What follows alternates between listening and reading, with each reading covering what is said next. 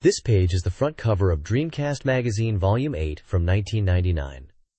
The main feature is on Power Stone 2, showcasing characters from the game. The cover also highlights other Dreamcast titles such as Sega 2, Sonic Adventure, Sengoku Turb, which is likely Sengoku Turb, Sengoku means warring states, and Shenki Sekai Evolution, which is probably Evolutia. Shenki Sekai. Other games mentioned include Puyo Puyo 4 Yon, Berserk Millennium Falcon Arc, Chapter of the Holy Demon War, which was released internationally as Berserk, Millennium Falcon Hen Sama Senki no Sho, Dead or Alive 2, and Idol Janshi Tsuchi Pai 3. There is also a section about Dreamcast peripherals and Sega Saturn news, mentioning games like Devi Leila, Kuroko's Oshaberi Room, and Dungeons & Dragons Collection. The cover also indicates a price of 390 yen and a release date of March 5th. This page showcases concept ideas for a Capcom game, detailing various player actions and enemy behaviors. It outlines mechanics like wall kick jump for escaping enemies and wall-based attacks, pot drop where an enemy uses a pot to attack, and roof climb for stealth and rooftop movement. Other mechanics include barrel trap using barrels as stage elements, pole swing for movement, pole pull out for a strong attack, lift up where the character can lift and throw objects, and ceiling hang for swinging and dropping objects from above. Lastly, item shows a treasure chest, which can contain items like bazookas.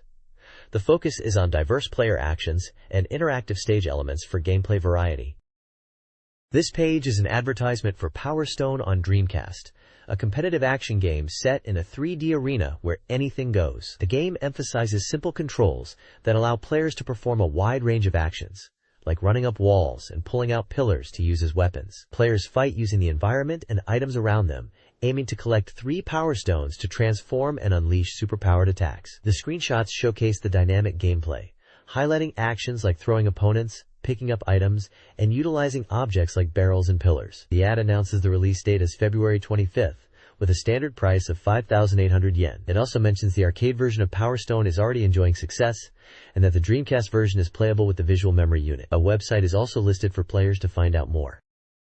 This page is the contents for this issue of Dreamcast Magazine Volume 8, dated March 5th, 1999. It lists the main articles, including a feature on Dreamcast peripherals, the first part of a series on the Dreamcast controller, and a Dreamcast special report focusing on anticipated games.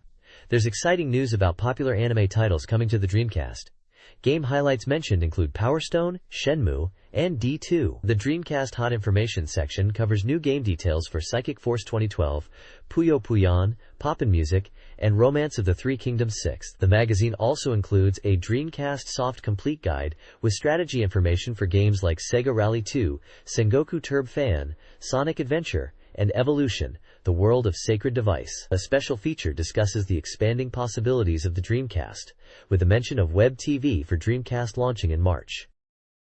This page is the index for the magazine, outlining the content featured within. On the right side, the game index lists games for Dreamcast and Sega Saturn, along with their page numbers. For Dreamcast, the index includes Psychic Force 2012, Romance of the Three Kingdoms 6, Shenmue, Evolution, The World of Sacred Device, Sega Rally 2, Samurai Spirits, Sengoku Henshi, Sonic Adventure, the Japan-only title Chouhatsume Boy Kanapan, D2, Power Stone, Puyo Puyon, and Pop Music.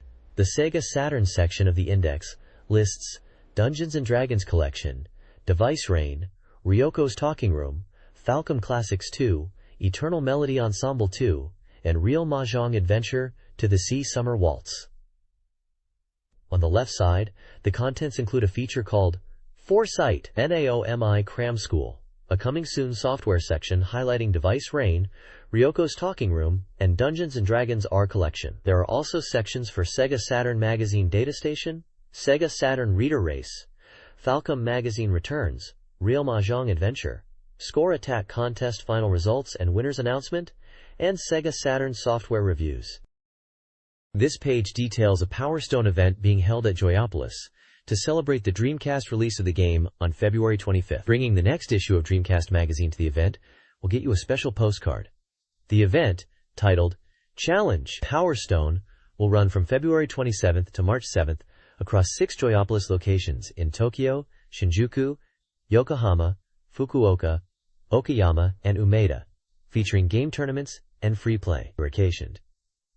There will also be Power Stone-themed Purikura photo booths available. A schedule of events is listed, starting on February 27th at Shinjuku Joyopolis with the guest Sakaido Korokoro, February 28th at Tokyo Joyopolis with Bacardi, March 6th at Yokohama Joyopolis with Fork Dance D Adult Child, March 6th at Fukuoka Joyopolis with Tsubuyaki Shiro, March 7th at Umeda Joyopolis with Sakaido Korokoro, and March 7th at Okayama Joyopolis with no guest talent listed. There is also information about annual passports for Joyopolis locations across Japan, which include unlimited attractions and price tiers for high school students and above, and elementary and junior high school students, with further breakdown for Tokyo, Shinjuku, and Yokohama locations, and Western Japan locations. A keyword search event is mentioned where finding keywords in the venue can win prizes, and a comedy guest talent mini-stage featuring comedians playing Power Stone is also highlighted. Finally, it notes that Tokyo and Shinjuku Joyopolis will be closed on February 23rd and 24th. The magazine cover dates are from Friday, February 19th to Thursday, February 25th. Sega and Takara are collaborating on arcade machines for children and families, featuring characters from Choro-Q and Licca-chan, developing metal games like Choro-Q Hyper Racing and Licca-chan Drive, with 8 titles planned this year. DDI Pocket promotes Kita-e White Illumination, with a phone-in talk show on March 21st and 27th, featuring voice actors Otani Ikue, Chiba Saeko, and others. Dreamcast House of the Dead 2 inches demos launch at Kagoshima Club Sega, March 25th, with events on February 27th, 28th. A Poppin' Music TV commercial, showcasing arcade and home versions, began airing February 18th. Rumors suggest a Game Boy Color Sakura Taisen, contingent on linking to Dreamcast Sakura Taisen 3, but its realization is uncertain. Sega News includes a Club Sega Shibuya event with Yu Suzuki promoting the Dreamcast, and a Davista-compatible set for the Sega Saturn's Derby Stallion game, designed for one-handed play with the Asiki Grip X controller, priced at 3,200 yen and launching in March. Namco is launching entertainment goods stores, EGS, in 35 Japanese amusement centers, selling merchandise of characters like Tekkens and Pac-Man, with Dreamcast characters planned. And I announced Dokodemo Vegas, a paid quiz game service for NTT Docomo's iMode, launching in February, featuring quiz shows, betting, and rankings. Lastly, the Idol and Anime Card Festival 99 at Tokyo Big Sight showcased trading cards with booths from Bandai, Namco, and Hudson, highlighting game character cards and offering a trial of Hudson's White Illumination game.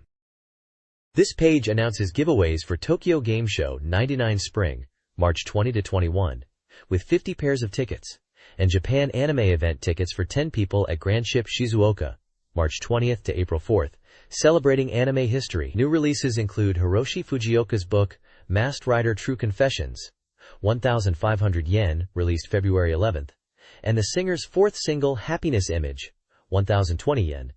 The ending theme for a game related to Tokimeki Memorial 3, with an April music video planned. Tokimeki Memorial goods are also launching in February, including Premium Teleka Collection Volume 3 inches, 2,800 yen, and a commemorative phone card set, 2,500 yen. Music singles announced are Yes Number Say a Little Prayer, 1,020 yen, Sweet Rendezvous, 1,223 yen, Hajimaru Yo, 3,059 yen, and The House of the Dead 2 soundtrack, 2,310 yen. This page is about Web TV for Dreamcast, a service announced on February 9th and launching in March. The article explains what Web TV is, which is a service for enjoying the internet on your home TV, including browsing websites and sending emails. It answers frequently asked questions about Web TV for Dreamcast in comparison to Dream Passport, the existing communication service for Dreamcast. Key differences highlighted are that Web TV manages user data on servers, allowing for optimized display on TVs, and that Web TV for Dreamcast is a paid service, unlike the initially free Dream Passport. One question clarifies that existing Dream Passport email addresses can still be used with Web TV. Another question addresses cost, stating that for casual online use, Dream Passport is sufficient. But for dedicated internet enjoyment, Web TV for Dreamcast with its richer services and 400 access points is more suitable. The service details section compares Web TV for Dreamcast and Dream Passport, showing that Web TV for Dreamcast costs 2,000 yen per month for 15 hours of use, with additional usage charged, and supports up to 6 user registrations. Dream Passport, by contrast, is free for access until April, after which it is also charged, and only supports 1 user registration. The page includes screenshots of the Web TV interface and setup screens, showing email settings and the Dreamcast World interface. Dreamcast Magazine features Dreamcast Web TV, highlighting its enhanced network capabilities over Dream Passport. Web TV offers superior email with folder management, storing up to 150 emails with HTML support. Settings allow up to 6 users and adjustments for text/sound. Hiroba provides chat and bulletin board community spaces. Exclusive content includes special features for game news and Dreamcast World for development information. The options panel, R-Trigger, offers page search, URL input, bookmarks, email sending, and a dictionary. Web TV provides content filtering, unrestricted, Surfwatch, Kids Mode. Functionally comparable to Netscape Navigator 2.0/IE 3.0, it supports JavaScript and diverse media formats, surpassing Dream Passport's capabilities. Dreamcast Web TV is tailored for the console, optimized for karaoke/voice input, but lacks saving/outputting data due to hardware limits compared to regular Web TV. Connection time can be monitored in settings, unlike Dream Passport's constant display. The Dreamcast Data Station presents a top 10 Dreamcast software sales ranking. Sega Rally tops the chart with 4,672 weekly and 247,266 cumulative sales, praised for online battles and CAR profile narration. Sonic Adventure follows with 9,576 weekly and 342,321 cumulative sales, highlighting the Cow Garden. EGG Evolution ranks third, exceeding 100,000 cumulative sales in its third week, recommending dungeon exploration. Virtua Fighter 3 TB is fourth, emphasizing team battle modes. July is fifth, noting a setup related to the protagonist's dialogue. Incoming. Terran Attack is sixth, pointing out numerous controllable weapons. Godzilla Generations ranks seventh, well received even by non-gamers. 7th Cross. Evolution is eighth, encouraging multiple playthroughs for hidden secrets. Sengoku Turb is 9th, highlighting its strategy guide. Tetris 4D closes the top 10, mentioning handicap options for enjoyable versus play. This page showcases the Dreamcast Top 30 Most Anticipated Games as voted by readers. Number 1 is Shenmue, described as highly anticipated with a good player interview and promising event information from Club Sega. Grandia 2 takes the second spot, emphasizing its detailed world-building and improvements over the previous game. Magical Drop X is third, praised for its addictive gameplay and considered among the best in the series. Resident Evil Code Veronica comes in at fourth position. Rounding out the top 5 is The House of the Dead 2, a new entry in the ranking and highly anticipated. The rest of the list includes games like Virtualon Oratorio Tangram, D2, Puyo Puyon, Mobile Suit Gundam Side Story, Colony Drop, Power Stone, Marvel vs. Capcom, Clash of Superheroes, The King of Fighters 99 Evolution, To Heart, Psychic Force 2012, Sega Pocket Club Football, Blue Stinger, Get Bass, Climax Landers, Berserk, Sunrise Ayutan, Aero Dancing featuring Blue Impulse, Poppin' Music, Let's Make a Pro Baseball Team, Real Sound, Kaze no Regret, Frame Grind, Atsumare, Guru Guru Onsen, Geist Force, Giant Graham 2000, All Japan Pro Wrestling 3, and Super Speed Racing. The page also features a weekly pickup section, highlighting Super Invention Boy Canapan, a TV anime adapted into a game, and mentions visual memory compatibility. This page presents Dreamcast game rankings and upcoming releases. The Transplant Hope Top 20 Inches lists games readers wish to see on Dreamcast, including Rent-A-Hero, Sakura Wars, Final Fantasy, and JoJo's Bizarre Adventure, alongside titles like Soul Calibur and Metal Gear Solid. The Video Game Income Ranking Top 15 Inches highlights top-earning arcade games such as Virtua Striker 2, Ver 99, Virtua Fighter 3 TB, and JoJo's Bizarre Adventure, also featuring Soul Calibur and Tekken 3. Weekly Pickup promotes Super Real Mahjong vs. and Dead or Alive 2 as upcoming Dreamcast titles, showcasing screenshots and images from other series like Toucan Denshu and Angelique. The page emphasizes excitement for new Naomi arcade board games, expected to deliver high-quality graphics and gameplay to the Dreamcast. This document outlines the release schedule for Dreamcast software and hardware peripherals. The software section is organized chronologically by month, beginning with February 1999 and extending to this winter. For each software title, details such as the title, developer, price, genre, and compatibility are provided. The schedule includes a diverse selection of games spanning genres like racing, fighting, and RPGs, with examples such as Power Stone, Monaco Grand Prix, and Elemental Gimmick Gear. The hardware section details peripherals like the PopSyn controller, Dreamcast gun, fishing controller, and microphone device. Additionally, an other related products section highlights titles such as Camera Dream Battle and Super Invention Boy Canapan, noting their compatibility with the visual memory unit. This page is showcasing the Reader's Race 8 Dreamcast game ranking, based on reader votes.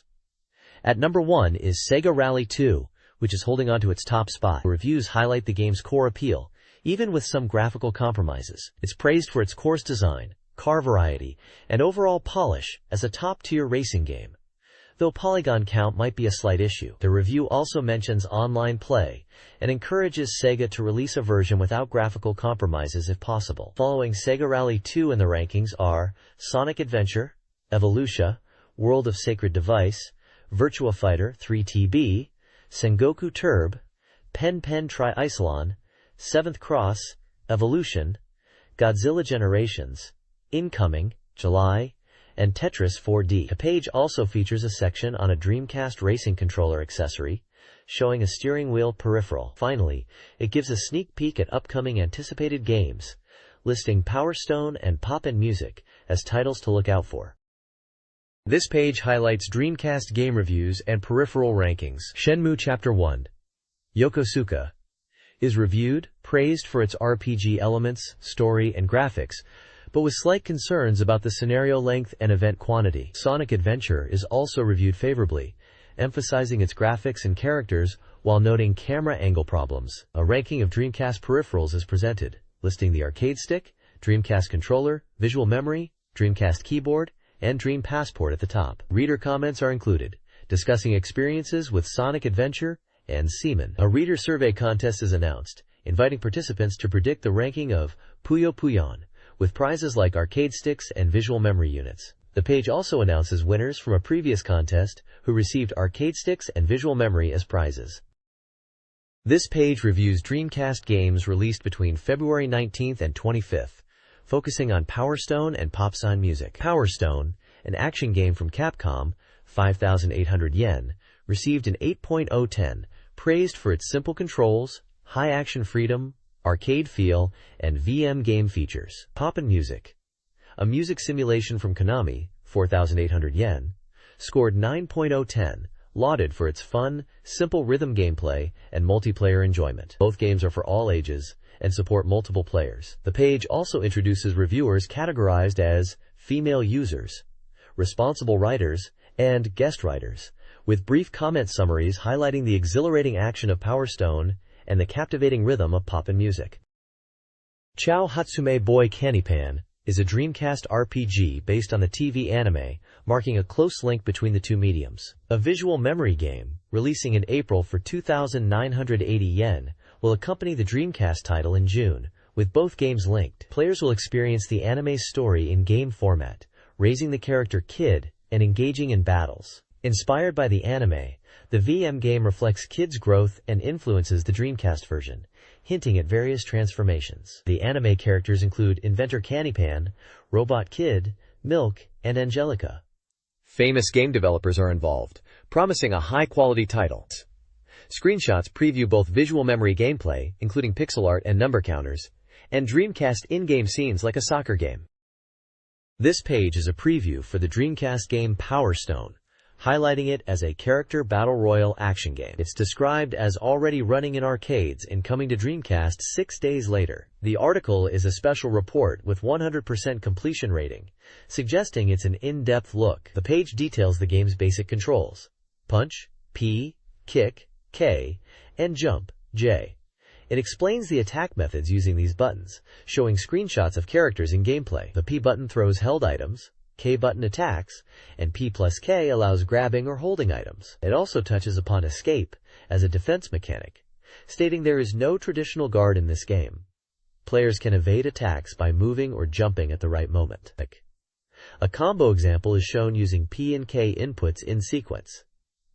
The bottom right of the page features character art and further explanations about escape techniques. The game is advertised as a Capcom fighting action title, compatible with VM, VGA, and arcade sticks, supporting 12 players. It mentions that the Dreamcast version is scheduled for release on February 25th, and that the arcade version is currently being evaluated. The next page delves into Power Stone, offering essential gameplay advice. It highlights the importance of utilizing the environment and items in combat, a key aspect of the game. The page then emphasizes transforming to unleash powerful attacks once you collect 3 Power Stones, noting the different attacks available in transformed state, like Power Drive and Power Fusion moves. It also advises players on strategic techniques, such as counterattacking with air throws, and leveraging combo attacks to overwhelm opponents. The page provides screenshots illustrating these gameplay mechanics and tactics within Power Stone.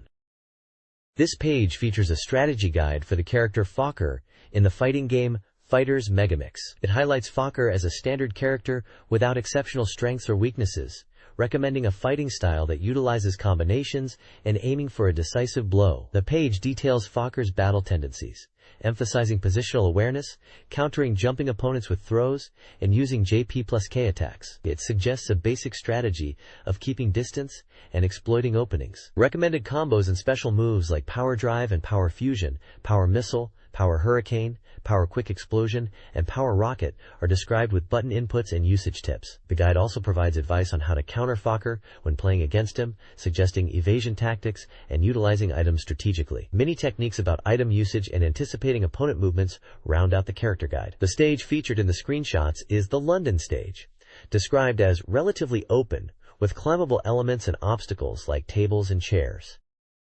This page is a guide for the Japanese Dreamcast fighting game, Kakuge Yaru, fighting game Yaru. The page focuses on the character Sakurako, explaining her fighting style and special moves. Sakurako is described as being quick and agile, using her speed to collect Power Stones and control the battlefield. Her fighting style revolves around utilizing Power Stones effectively and keeping opponents at bay. The page details several of Sakurako's moves. Flower Hand Sword, P. A basic projectile attack effective at long range, but less useful against opponents directly in front. Cherry Blossom Hidden, K. A move that initiates an attack judgment and can be used to approach or close distance with the opponent. 100 Flower Whirlwind, J+P. A move that uses 7 Flower Hand Swords with homing capabilities, consuming 2 power gauges.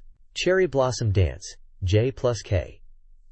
A move involving horizontal movement and consecutive hits when connecting with the opponent, but with low damage. The guide emphasizes utilizing Sakurako's mobility and projectiles to control the match, and recommends using Power Drive and Power Fusion techniques. It also provides advice on how to counter Sakurako, suggesting moving away and jumping to evade her attacks, or using throws when she gets close. This Dreamcast Magazine guide for Power Stone focuses on gameplay strategy, detailing techniques for the Tonnen stage and beyond. The guide emphasizes using interactive stage elements like tables and chairs to your advantage, highlighting characters like Garok and Garuda who can manipulate larger objects. Mobility and varied attacks are key, with jump kicks, throws, JP+K, wall bounces, and weapon usage recommended. The guide highlights the K right pointing arrow K, right pointing arrow K, K right pointing arrow K combo for quick attacks, and the strategic importance of Power Drive and Power Fusion, particularly the Dragon Fang Bullet Projectile and Dragon Claw Stormwind Throw. Special moves like the Big Cannonball and Martial Heaven Dance are also detailed. Countermeasures against aggressive opponents include waiting to evade and being wary of throws. Utilizing stage items for attacks is encouraged for tactical advantages.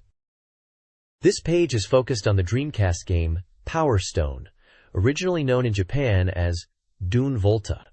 It showcases the character Gunrock, a powerful fighter who utilizes stone-based attacks. The page details Gunrock's fighting style, emphasizing his immense power but slower movement. It advises players to utilize items and stones effectively due to his speed disadvantage, recommending strategies like predicting enemy jumps and punishing them with throws. It highlights his power drive and power fusion abilities, suggesting players stay close to the enemy to maximize their effectiveness and to never give up on collecting power stones. Several of Gunrock's moves are listed, including Gunrock P, Rock the Crash K, Rock and Roll J plus P, and Earthquake J plus K.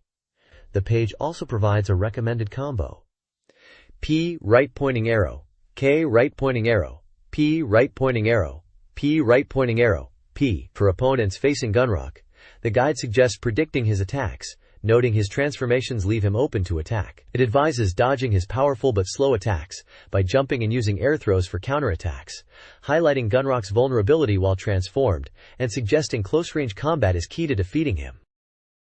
This page is dedicated to the Dreamcast game Power Stone, focusing on the character Jack, the Jester of Blades. It's a strategy guide that emphasizes Jack's fighting style, particularly his speed and standard power. The guide highlights the importance of collecting power stones and using wall attacks to gain an advantage. It details several of Jack's special moves like Rolling Slash P, Round Slash K, Killer Dance J plus P, and Miserable Rain J plus K, providing button combinations and strategic advice for each. The page also includes tips on how to deal with enemies when surrounded, suggesting movement and jumping techniques. Overall, it's a breakdown of how to effectively play as Jack in Power Stone, encouraging players to utilize his unique abilities and the environment to secure victory. This page is a strategy guide focused on the fighting game character Garuda. It details Garuda's fighting style, emphasizing jump kick attacks and utilizing power stones for devastating power. The guide suggests using jump kicks to control space and low-altitude jump kicks after closing distance. It highlights Garuda's special moves like Blaze Light, P, a projectile attack, Sky Shout, K, an anti-air and aerial attack, and combo moves like PPPK. There are also advanced moves like Sky Roar, J plus K, a powerful command grab, and Light of the Heavens, J plus P, a multi-hit projectile. The guide gives advice on dealing with enemies, suggesting to keep distance and evade Garuda's Sky Roar attacks by running sideways and jumping. If caught in close range, quick escape maneuvers are recommended. The page advises to be wary of Garuda's powerful Sky Roar, which is hard to avoid and deals significant damage. This page features a preview of the fighting game Power Stone for the Dreamcast. It showcases the character Rouge, described as the enchanting Witch of Blaze. The article focuses on her fighting style, which emphasizes speed and aggressive transformations to gain power stones and deliver powerful power drive attacks. The page details Rouge's fighting strategies, including how to use jump attacks and combos to pressure opponents, and how to effectively use her special moves like Breath of Blaze, Lust of Flame, and Secret Paradise. It advises players on how to deal with opponents who get close and how to use the environment to their advantage. The stage shown in the screenshots is named Mardud and is described as a wide stage without a ceiling, featuring elements like sand rivers, fire, and climbable objects. This page is about the fighting game Ryoma the Unruly Swordsman, focusing on gameplay strategies and character moves for Ryoma. It details the battle stage, Takao environment, and Ryoma's combat style, emphasizing aerial throws as a central tactic and suggesting combo attacks. The page showcases recommended combinations, such as the P greater than P greater than P greater than P combo, and introduces power drive and power fusion mechanics. Varies. It breaks down special moves, like the Thunderblade Sword, P, effective for countering approaching opponents, II/K, a rapid attack, Rampage Sword, J plus P, a powerful flying projectile, and Heaven and Earth /J plus K, a move for close-quarters combat. The page also offers strategies for dealing with opponents, focusing on Ryoma, advising players to run and jump to evade attacks, especially when facing projectile-based assaults. This page is dedicated to Shenmue, highlighting an event at Club Sega Shibuya on February 11th. The page is promoting the upcoming Dreamcast title Shenmue as the #1 anticipated game. There are photos from the event, including Hazuki Ishigaki, the voice actress for Shenfa, who was present for a handshake event and to reveal Shenfa's new costume. The page details an interview with Ishigaki, discussing her role as Shenfa and motion capture. Hikari Yoshiyuki, the sound director for Shenmue, is also featured as a special guest. The article also mentions a performance by a Chinese acrobatic group as part of the event. The release timeframe is noted as spring, with the price still to be determined, and the genre is described as full reactive eyes entertainment.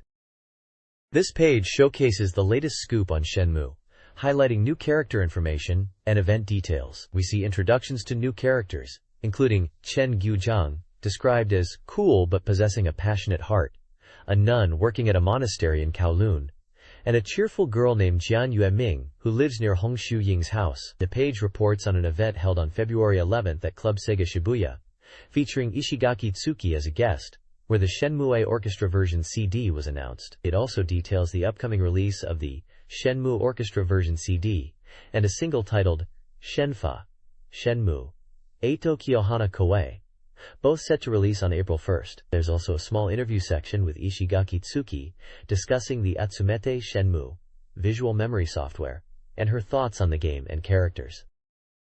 This page is an interview from the making of Shenmue, titled Assimilation with the Actors, focusing on the actor for the character Ren Wuzhen. The interview discusses the process of casting Ren, revealing that Takumi Hagiwara, the actor, was originally considered for the role of Chai. Hagiwara mentions that initially he felt he was more suited to the role of Chai, and even suggested playing other roles. But eventually, he was chosen to portray Ren. The article emphasizes the importance of Hagiwara's portrayal in bringing Ren to life, and how his understanding of the character contributed to the game's scale and depth. There are screenshots of in-game models and scenes from Shenmue, and a section detailing the image board, and how the initial illustrations for Ren were used for promotional posters. Hagiwara also recounts an episode where Yu Suzuki described the game's scale using a coffee cup analogy during an audition, highlighting the game's ambitious nature.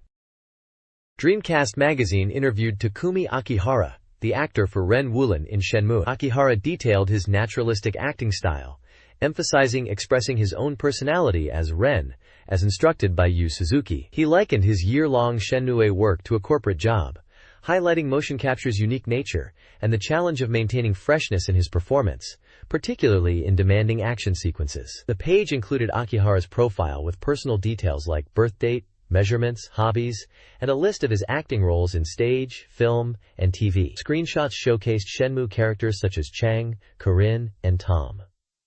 The magazine teased future Shenmue coverage, promising details on action elements and the battle systems.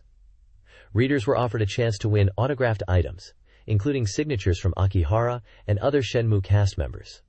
Finally, a reader participation section was announced, encouraging fan letters and questions about Ryo and Nozomi. This page announces the completion of the experience version of D no Shokutaku 2, which was the working title for D2, set to be released in 1999 for 5,800 yen. The article discusses the development process of this demo, highlighting how it helped solve various technical issues related to the Whoop engine, libraries, tools, and Dreamcast hardware. They see the demo as an important step, allowing them to gauge user feedback and refine the game. The developers explained two core concepts of D2. The White World, emphasizing the realistic snow environments and terrain, and Crazy Expo 99, described as a collection of diverse and bizarre elements within the game. The article also mentions that developing the snow effects was particularly challenging, focusing on the difference between the snow surface and the ground beneath. This page delves into the details and warp-likeness of the action RPG titled D2. The developers emphasize the game's atmosphere, particularly the snow effects, aiming to create a realistic and immersive Canadian snow-like experience. They discuss the technical challenges and their focus on creating a unique warp style, prioritizing atmosphere and player experience over just polygon counts. The image on the right showcases a zombie-like character within a snowy environment, indicative of the game's setting and tone. The team mentions wanting players to appreciate the lighting and overall ambiance of D2, and they regret the trial version lacks night scenes. They have shifted focus from polygon count competition to creating a lasting impression on the player through atmosphere and gameplay. This page is an article discussing the technology used in the game D2. It highlights the advancements made by Warp, the developers, in creating drama through real-time graphics on the Dreamcast. The article mentions that previously, long event scenes were typically pre-rendered movies due to hardware limitations. However, D2 aims to deliver long, dramatic scenes in real time, which is a challenging goal. The article details the use of CRI's ADX technology for sound and streaming, which allows for multiple audio streams to be played simultaneously, enhancing the dramatic impact with layered sound effects and music. It also mentions that Warp developed its own streaming motion engine for D2, enabling longer real-time sequences than previously possible. The article emphasizes the intent to create drama, without interruptions for loading, even in lengthy scenes. The screenshot on the page appears to be from D2, showcasing a character scene within a futuristic or industrial setting. The text mentions a presentation of D2 held on May 23, 1998, where a movie was shown, and that the current real-time visuals in the Yamanote Line scene of D2 are comparable, indicating the shift from pre-rendered movies to real-time rendering in the game. The title of the article emphasizes real-time expression, a daring challenge to its limits. This page is an interview discussing game design philosophy, focusing on creating surprise and horror in games. The discussion touches upon a first scene involving a terrorist in a mountain hut, and how to make unexpected events engaging in the context of science fiction. The interviewer mentions that just adhering to physics is not enough for SF, and uses the movie Independence Day as an example of surprising and somewhat unrealistic but entertaining spectacle. The interview further explores the themes of laughter and horror as essential elements in entertainment, citing horror movie directors John Carpenter and David Lynch as personal inspirations. The game D2 is mentioned as a title that aims to deliver unexpected and high-quality entertainment by pushing boundaries beyond conventional expectations. The interviewer believes that appealing to an adult audience requires content that can withstand scrutiny and provide deeper emotional engagement. D2 is designed to evoke a unique horror experience beyond jump scares, focusing on unease and disturbing beauty. Inspired by horror movies and novels but aiming for a distinct gaming experience, the developers are pushing boundaries based on positive player feedback from Wind Regret, and feeling emboldened after holding back in previous titles like D and Enemy Zero. The game aims for impactful horror, evidenced in the demo boss Stewardess, and hints of more challenging content. The core design concept is Crazy Expo 99, envisioning a freak show atmosphere intended to elicit strong player reactions, including laughter alongside fear, for a very intense experience. This Crazy Expo 99 concept is central to D2, encouraging players to embrace both the terrifying and absurd elements. This page is an interview with game creator Kenji Ino, likely discussing his upcoming Dreamcast title D2. Ino talks about his design philosophy for the game, emphasizing a desire to avoid overwhelming the player with too much content, such as overly long playtimes or excessive story. He aims for a more balanced and impactful experience, wanting players to feel, "Thank you very much," rather than overwhelmed. He mentions the game features monsters and a story that will make players feel uneasy. Ino discusses observing player reactions, even in a social context, and shares an anecdote about showing a D2 demo to Ida Kazuhiko, who was reportedly astonished by it. Ino reflects on his previous Warp titles and suggests a shift in approach for D2, aiming for a different player experience compared to what might be considered too much in typical game design. The page includes a screenshot from D2 showing a character holding a futuristic sword, hinting at the game's visual style and action elements. This page is about the game Psychic Force 2012 and focuses on the character Burn Griffiths, who is described as the Master of Fire. We learn about Burn Griffiths, age 20, a middleweight class character voiced by Mitsuaki Madono.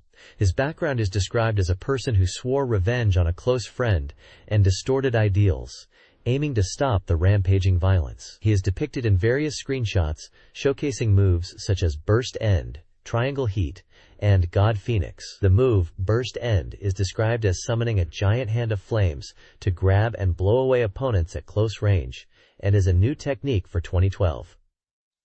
Triangle Heat is explained as a technique that restrains the enemy with a flame emblem, which explodes when a command is added. God Phoenix is described as a superpowered technique that unleashes flames from the body to create a phoenix, dealing massive damage. The page also highlights that in Burn's episode, characters Wong, Keith, and another Emilio are also playable, teasing the start of a true battle.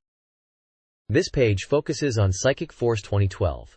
Highlighting the character Keith Evans. It mentions that the game is 100% complete and scheduled for release on March 4th, at a price of 5,800 yen, supporting 2-player battles and arcade stick compatibility, needing 9 blocks of memory. The page details Keith Evans as a 19-year-old, mid-range class character, voiced by Takato Yatsuzaka. He is described as the leader of the Psychic Force group, and a close friend of Byrne, who he now confronts. Keith's episode is teased, mentioning he bears heavy wounds from a battle 2 years prior, and his will remains unchanged. Move names like Bridget Spear, Blizzard Tours, and Frigid Prison are shown with screenshots of these special attacks. The page mentions that Bridget Spear uses ice pillars to lift the opponent and launch them forward, and Frigid Prison is described as an absolute 0-degree cold air technique that freezes the opponent. An event for the DC version of Psychic Force 2012, called Japan Breakthrough Fukuoka, is announced to be held on February 21st at Best Denki Fukuoka Main Store's 11F Best Hall from 10 a.m. Participation is free and open to everyone.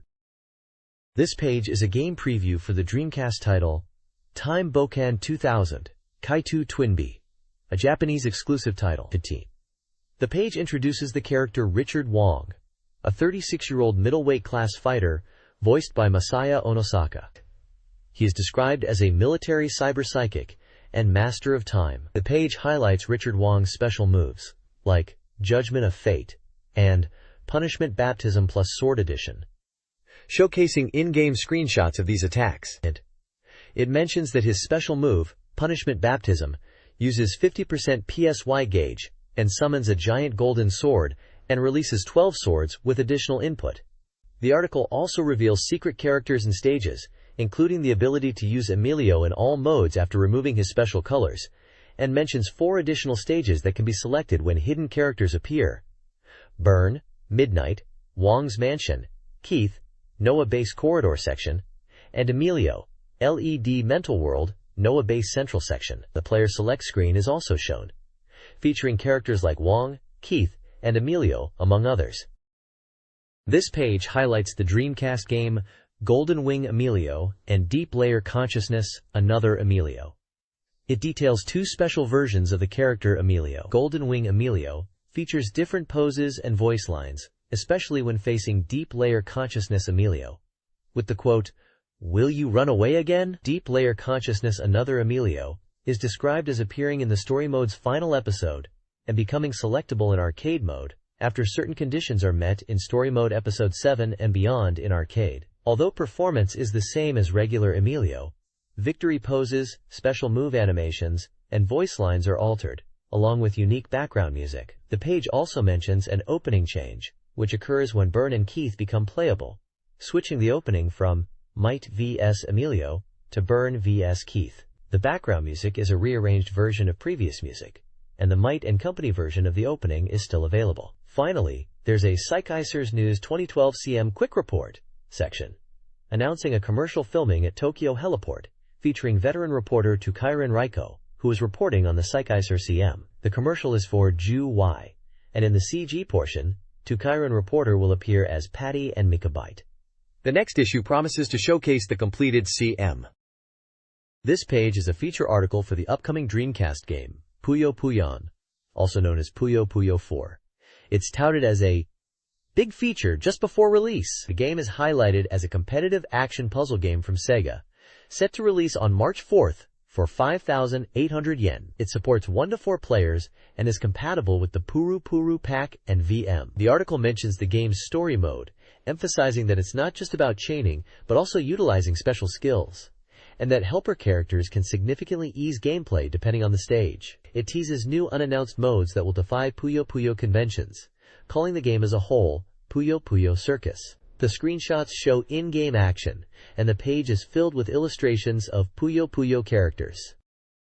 This page announces the arrival of a circus, and highlights a new Puyo Puyo game, likely Puyo Puyo DA, featuring Elena System. The article describes Arle and Carbuncle encountering a circus in a spring day setting. Screenshots show gameplay within a circus environment. A new character named Kimura is introduced, a maid who loves cleaning and is described as having a diligent personality but disliking dust and insects. The page concludes by saying it's the start of Arle's tough day and directs readers to the next page. This page introduces the Tokoton Nazo Puyo mode, a puzzle mode in a Puyo Puyo game, where players tackle a series of increasingly difficult puzzle challenges. It highlights different courses within this mode, starting with the sweet course, which is described as easy and suitable for beginners. The spicy course follows, suggesting it's more challenging and for those familiar with Puyo Puyo. Then comes the very spicy course, positioned for advanced players who can consistently clear the spicy course. The page also features a director/developer section, where they discuss the optimal playtime for this mode. They mention a current best time of 4 minutes 49 seconds, achieved in a sleepy state, suggesting faster times are possible. The tip is to clear puzzles without making mistakes, and to anticipate future problems to achieve better times. Finally, the page introduces the character Skeleton T from Stage 1. It reveals his special move called Super Dynamic T-Bomb, which is described as increasing attack power by 4 times compared to normal attacks, and is effective even without rotating Puyos. This page focuses on different modes and features of Puyo Puyo game on Dreamcast. It introduces Everyone Puyo Puyo mode for up to 4 players, which is described as pure Puyo Puyo competition, removing features from Puyo Puyon. In this mode, sending garbage Puyo to all opponents simultaneously creates spectacular light effects. The page also details 3-player Puyo Puyo, where big garbage Puyo are equally distributed to the 2 opponents. A time attack mode with 4 Puyo colors is highlighted. The Endless Puyo Puyo mode is presented as a 100-chain challenge, featuring varying Puyo sizes, and the Super Chibi Puyo sub-mode, allowing for up to 108 chains. The text challenges players to achieve 100 chains, calling them a Puyo God if they succeed. Advice for achieving 100 chains from director Mr. Miyoshi suggests using sticky Puyo, clearing 5 at a time without panicking, and developing a personal stacking pattern, warning against excessive clearing that might fill the board too quickly. Finally, Stage 2 introduces the character Arla-chan, who is described as mischievous and known for her special move, Homing Shoot. This technique uses a bow and arrow to precisely target and eliminate Puyo on the field, selecting 12 random Puyo as targets to initiate chain reactions. This page highlights the Edit Stage mode in Puyo Puyon, Puyo Pop 4, a new feature that lets players customize the game rules, adjusting elements like margin time, chain limits, and scoring. It emphasizes the fun of the 2-player Puyo Puyo mode, showcasing how new special moves and stage characteristics enhance the gameplay experience. The page introduces Stage 3, featuring the character Kikimora, who is associated with cleaning, and her special move, Wiping Great Strategy, clears the screen of obstacle Puyo. Finally, it mentions that during battles in Puyo Puyon, the Dreamcast Visual Memory Unit will display cute carbuncle animations and react to the game's intensity with shaking. This page details the special move system introduced in Puyo Puyo N. This system allows players to unleash character-specific special moves with a single button press once their stock gauge is full, which is charged by clearing Puyos, especially in chains. Each character has a unique move. Examples include Arl's Ruri Penko and Draco Centauros Draco Burning. Pinotti's Itazura Shichozo clears isolated Puyos, showcasing the diverse effects. Developers implemented this system to make the game accessible to beginners, allowing them to experience chain reactions easily, while also adding strategic depth for advanced players to explore unique tactics. This page highlights the Dreamcast game, Puyo Puyon, Puyo Puyo 4 Fever. It introduces the Solo Puyo Puyo mode, which includes story, practice, and free battle modes. The practice mode is described as a simple mode, with 3 stages, like previous versions. The page details the support character system, where characters met during the story mode will become support characters. These include Draco, Seri, Witch, and Chico, each with unique special skills, useful depending on the stage. A director interview explains that there are 4 support characters because it's Puyo Puyo 4, and their elements are based on earth, water, fire, wind. They jokingly mention if they kept adding characters, it would become a dating sim. The free battle mode allows players to choose characters and play against the computer, suggested as practice against opponents defeated in story mode. Stage 5, Draco Centaurus, is introduced as part of the Beautiful Girl Contest storyline. Players will face Draco in this stage, and winning will make her a companion. The text humorously questions the concept of a beautiful girl contest within Puyo Puyo. The page also features screenshots of gameplay, including special moves like Draco Burning. Puyo Puyon's dedicated page promotes the 3rd issue of Puyo Para magazine, filled with news and features, including Chico's Diary, also found on Compile's homepage. The homepage offers developer interviews and voice recording insights, linking with Dreamcast Magazine. A major highlight is the Beautiful Girl, Beautiful Boy contest, a new character contest for Puyo Puyon, inviting submissions of favorite characters, with illustrations for bonus points, for a chance to win a color paper present. Another key section is Another Puyo Puyon Chico's Diary, featuring diary entries from Chico, a new character who protects gods. The included entry details Chico's exam on magic, taught by her grandma, specifically trying to summon a rice plant. Snippets hint at themes of gods and magic. The Puyo Para Postcard Corner again announces the character contest and showcases examples of reader postcards praising Puyo Puyon. Readers can send in postcards with favorite character names and illustrations to the provided address. Also featuring the Compile homepage, URL text is credited to Kamuki, and CG illustrations to Tobe Sunaho. This page announces the upcoming release of Pop-San Music for Dreamcast, a music simulation game from Konami. It is stated as being enjoyable for everyone, from beginners to experienced players. The game is described as a home version of the arcade game, where you hit buttons in time with the music, and features new songs and training modes. It also highlights the game's compatibility with the dedicated Pop-Sen controller, sold separately, for a more authentic arcade experience. The game is set to be released on February 25th, and will cost 4,800 yen. The page also briefly mentions Beat Mania IA as another Beimani series game from Konami, contextualizing Pop-Sen music within the broader Beimani music game family. Features unique to the Dreamcast version, such as adjustable speed control using the analog stick, are also mentioned, making it accessible for practice. The article suggests playing with friends or family, even mentioning that couples can improve their relationship by playing together. This page introduces the stage structure and new songs in Pop-Sen music for Dreamcast. The game is presented as having stages categorized by difficulty. Stage 1 is for practice. Stage 2 increases in difficulty, and Stage 3, titled Poppin' Road, is described as very difficult with many high difficulty songs, including new songs and hidden songs. The article mentions that 5 new songs have been added to the Dreamcast version, in addition to the arcade hidden songs. In total, there are 19 songs, including the arcade hidden songs and the new additions. It is suggested to practice in training or free mode to clear all songs. Furthermore, there is a section about a Pop-Den Showdown competition between Konami, the game developers, and Dreamcast Magazine. Konami's Beimani team challenged Dreamcast Magazine staff, promising a special t-shirt if the magazine team wins. The participants are introduced, including members of Konami's CS Promotion Planning Department Beimani team, such as Samurai Minoya, Taketetsu Tsubasa, and Nakashima, and Dreamcast Magazine staff members like Eza-san, Sekiguchi-san, and Mizushima-san from the editorial department. The article ends with an excited exclamation, "Doratsu!" related to the competition.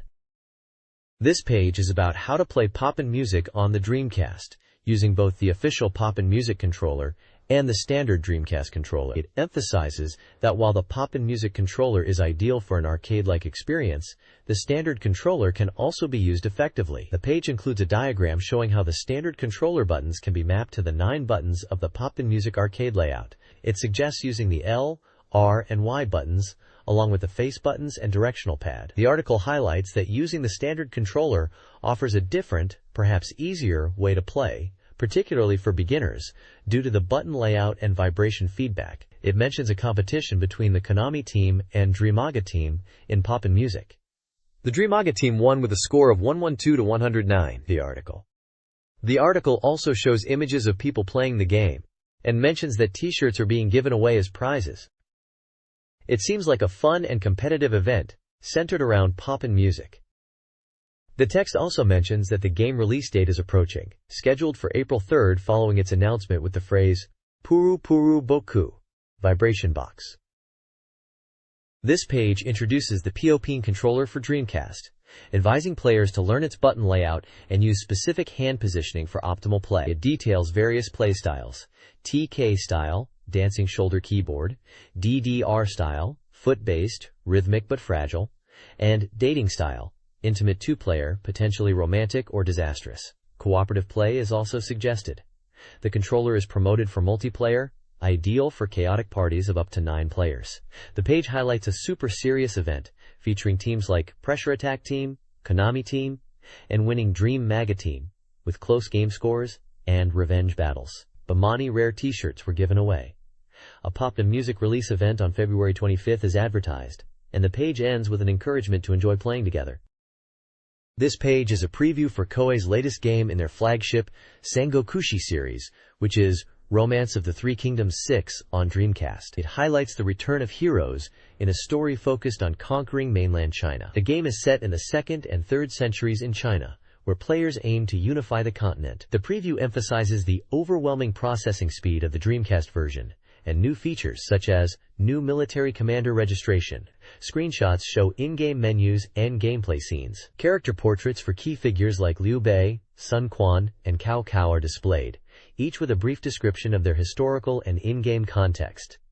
Liu Bei's benevolence, Sun Quan's strategic location, and Cao Cao's ambition. It mentions there are 14 scenarios available, including normal scenarios focused on continental unification, and short scenarios with specific objectives. The game was stated to be 100% complete at the time of the article, and was scheduled for release on March 25th, priced at 9,800 yen, as a single-player simulation game compatible with the VM. A short comment from the manufacturer is included, mentioning being on a trip to Taiwan and enjoying the game, recommending it to everyone. This page focuses on Romance of the Three Kingdoms 6, Awakening of the Dragon, a strategy game for the Dreamcast. It highlights the new Dream system, where each officer has aspirations that influence their actions. For example, an officer dreaming of success in life will prioritize military achievements and dislike diplomatic duties. The page showcases different officer types, like all-round type, military type, knowledge type, literary type, and idle type, influencing their stats. It also details 2 types of scenarios available, normal scenario and short scenario, with a total of 7 scenarios in the game, including the Yellow Turban Rebellion. Screenshots show gameplay interfaces, including officer stats, scenario selection, and in-game events like dealing with barbarian tribes and imperial envoys. The page mentions that the game includes many events and shorter scenarios for quicker playthroughs, with different endings for each scenario. It emphasizes that while short scenarios are shorter, they are not simple and offer fulfilling gameplay experiences. This page is titled Declaration and has the tagline, "Games are still interesting." The article is written by Tsukahara Osamu and discusses the author's perspective on the state of the game industry and the role of magazines like Beep. The author reflects on how game magazines used to evaluate games, offering opinions and creating trends. He mentions that game media should move away from just focusing on popular games and instead explore deeper aspects of gaming culture and creation. The author is critical of the industry's commercial focus and desires to see more emphasis on the inherent fun and engaging nature of games. The page features an artistic image of an eye and a photograph showing screenshots from Biohazard, Resident Evil, and Ridge Racer Type 4, highlighting these titles as examples. The photo caption discusses the eye metaphor, representing the desire to have insightful vision into games and the industry, looking beyond just commercially successful titles, and focusing on the deeper appeal of gaming. This page is a Dreamcast Soft Complete Guide, proclaiming to master games with thorough strategies. It features Amy Rose from Sonic in a dynamic pose. The page lists contents related to Dreamcast games with page numbers, including Sega Rally 2 on page 58, Sengoku Turb on page 64, Sonic Adventure on page 86, and Evolution, Worlds of Sacred Device on page 92. This page is a driving technique guide for Sega Rally 2.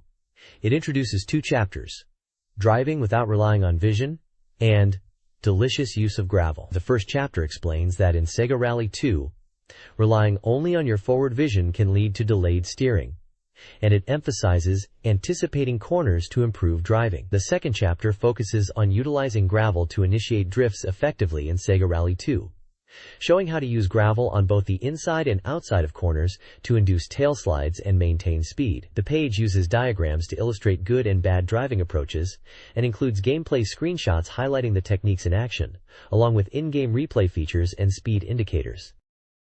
The next page is about front-engine front drive or FF cars in racing games, explaining their characteristics and how to drive them effectively. It mentions that F cars are common in compact and family cars because they maximize interior space and have a compact drivetrain.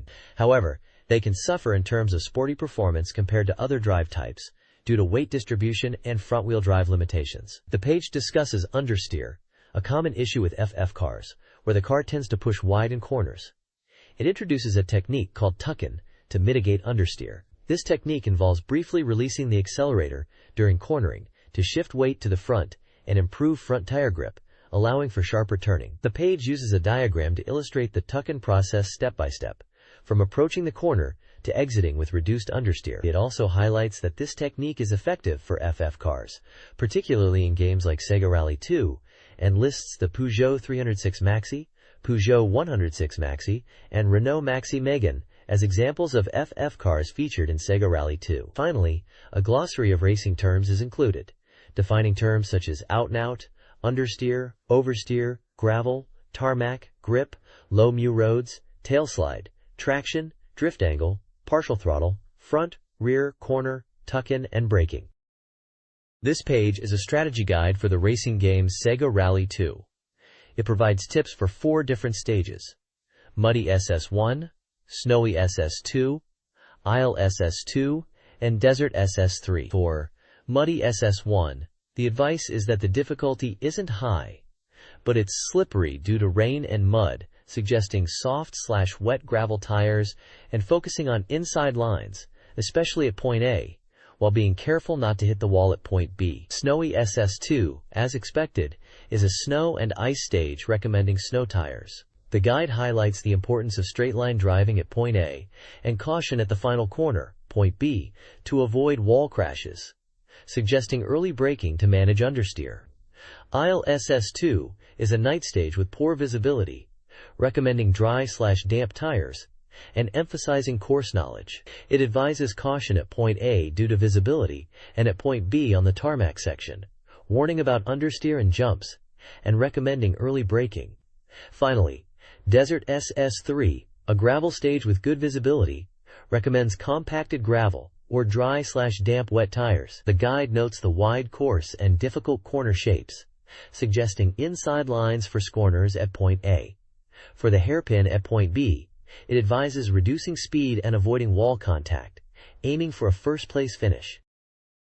This page delves into detailed driving tips for the Dreamcast game Sega Rally Championship 2. It showcases 4 different courses: Snowy SS1, Desert SS2, Muddy SS3, and Mountain SS3. For each track, the guide provides crucial information about the road surface conditions, environment, visibility, time of day, and temperature, all impacting the race. It recommends specific tire types for each course and highlights key points, A and B, on each track map, offering driving advice for these critical sections. For example, on the snowy S1 track, the advice focuses on being cautious with braking due to the snow and ice conditions, particularly at night and at hairpin turns. For the Desert SS2 stage, the guide points out a series of 3 jumps at point A, advising players to aim diagonally for a smoother landing, and cautions about gaps at the final corner. The Muddy SS3 tips address understeer issues at point A, suggesting partial acceleration to stay on track,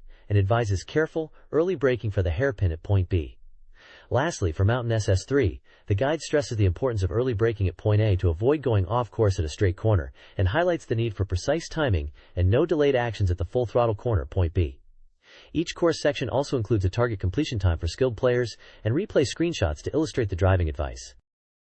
The next page is a time attack mode course condition quick reference table for Sega Rally 2. It lists various courses like DESERTSS1, DESERTSS2, DESERTSS3, MOUNTAINSS1, MOUNTAINSS2, MOUNTAINSS3, SNOWYSS1, SNOWYSS2, SNOWYSS3, RIVIERA, MUDDYSS1, MUDDYSS2, MUDDYSS3, ISLESS3, ISLESS2, ISLESS3. For each course, the page details the road surface conditions like tarmac, gravel, snow, ice, and mud percentages, and environmental conditions such as rain percentage, visibility, excellent, normal, good, bad, time of day, day, evening, night, and temperature in Celsius and Fahrenheit. It mentions that this information is useful for time attack mode and also for car setting mode.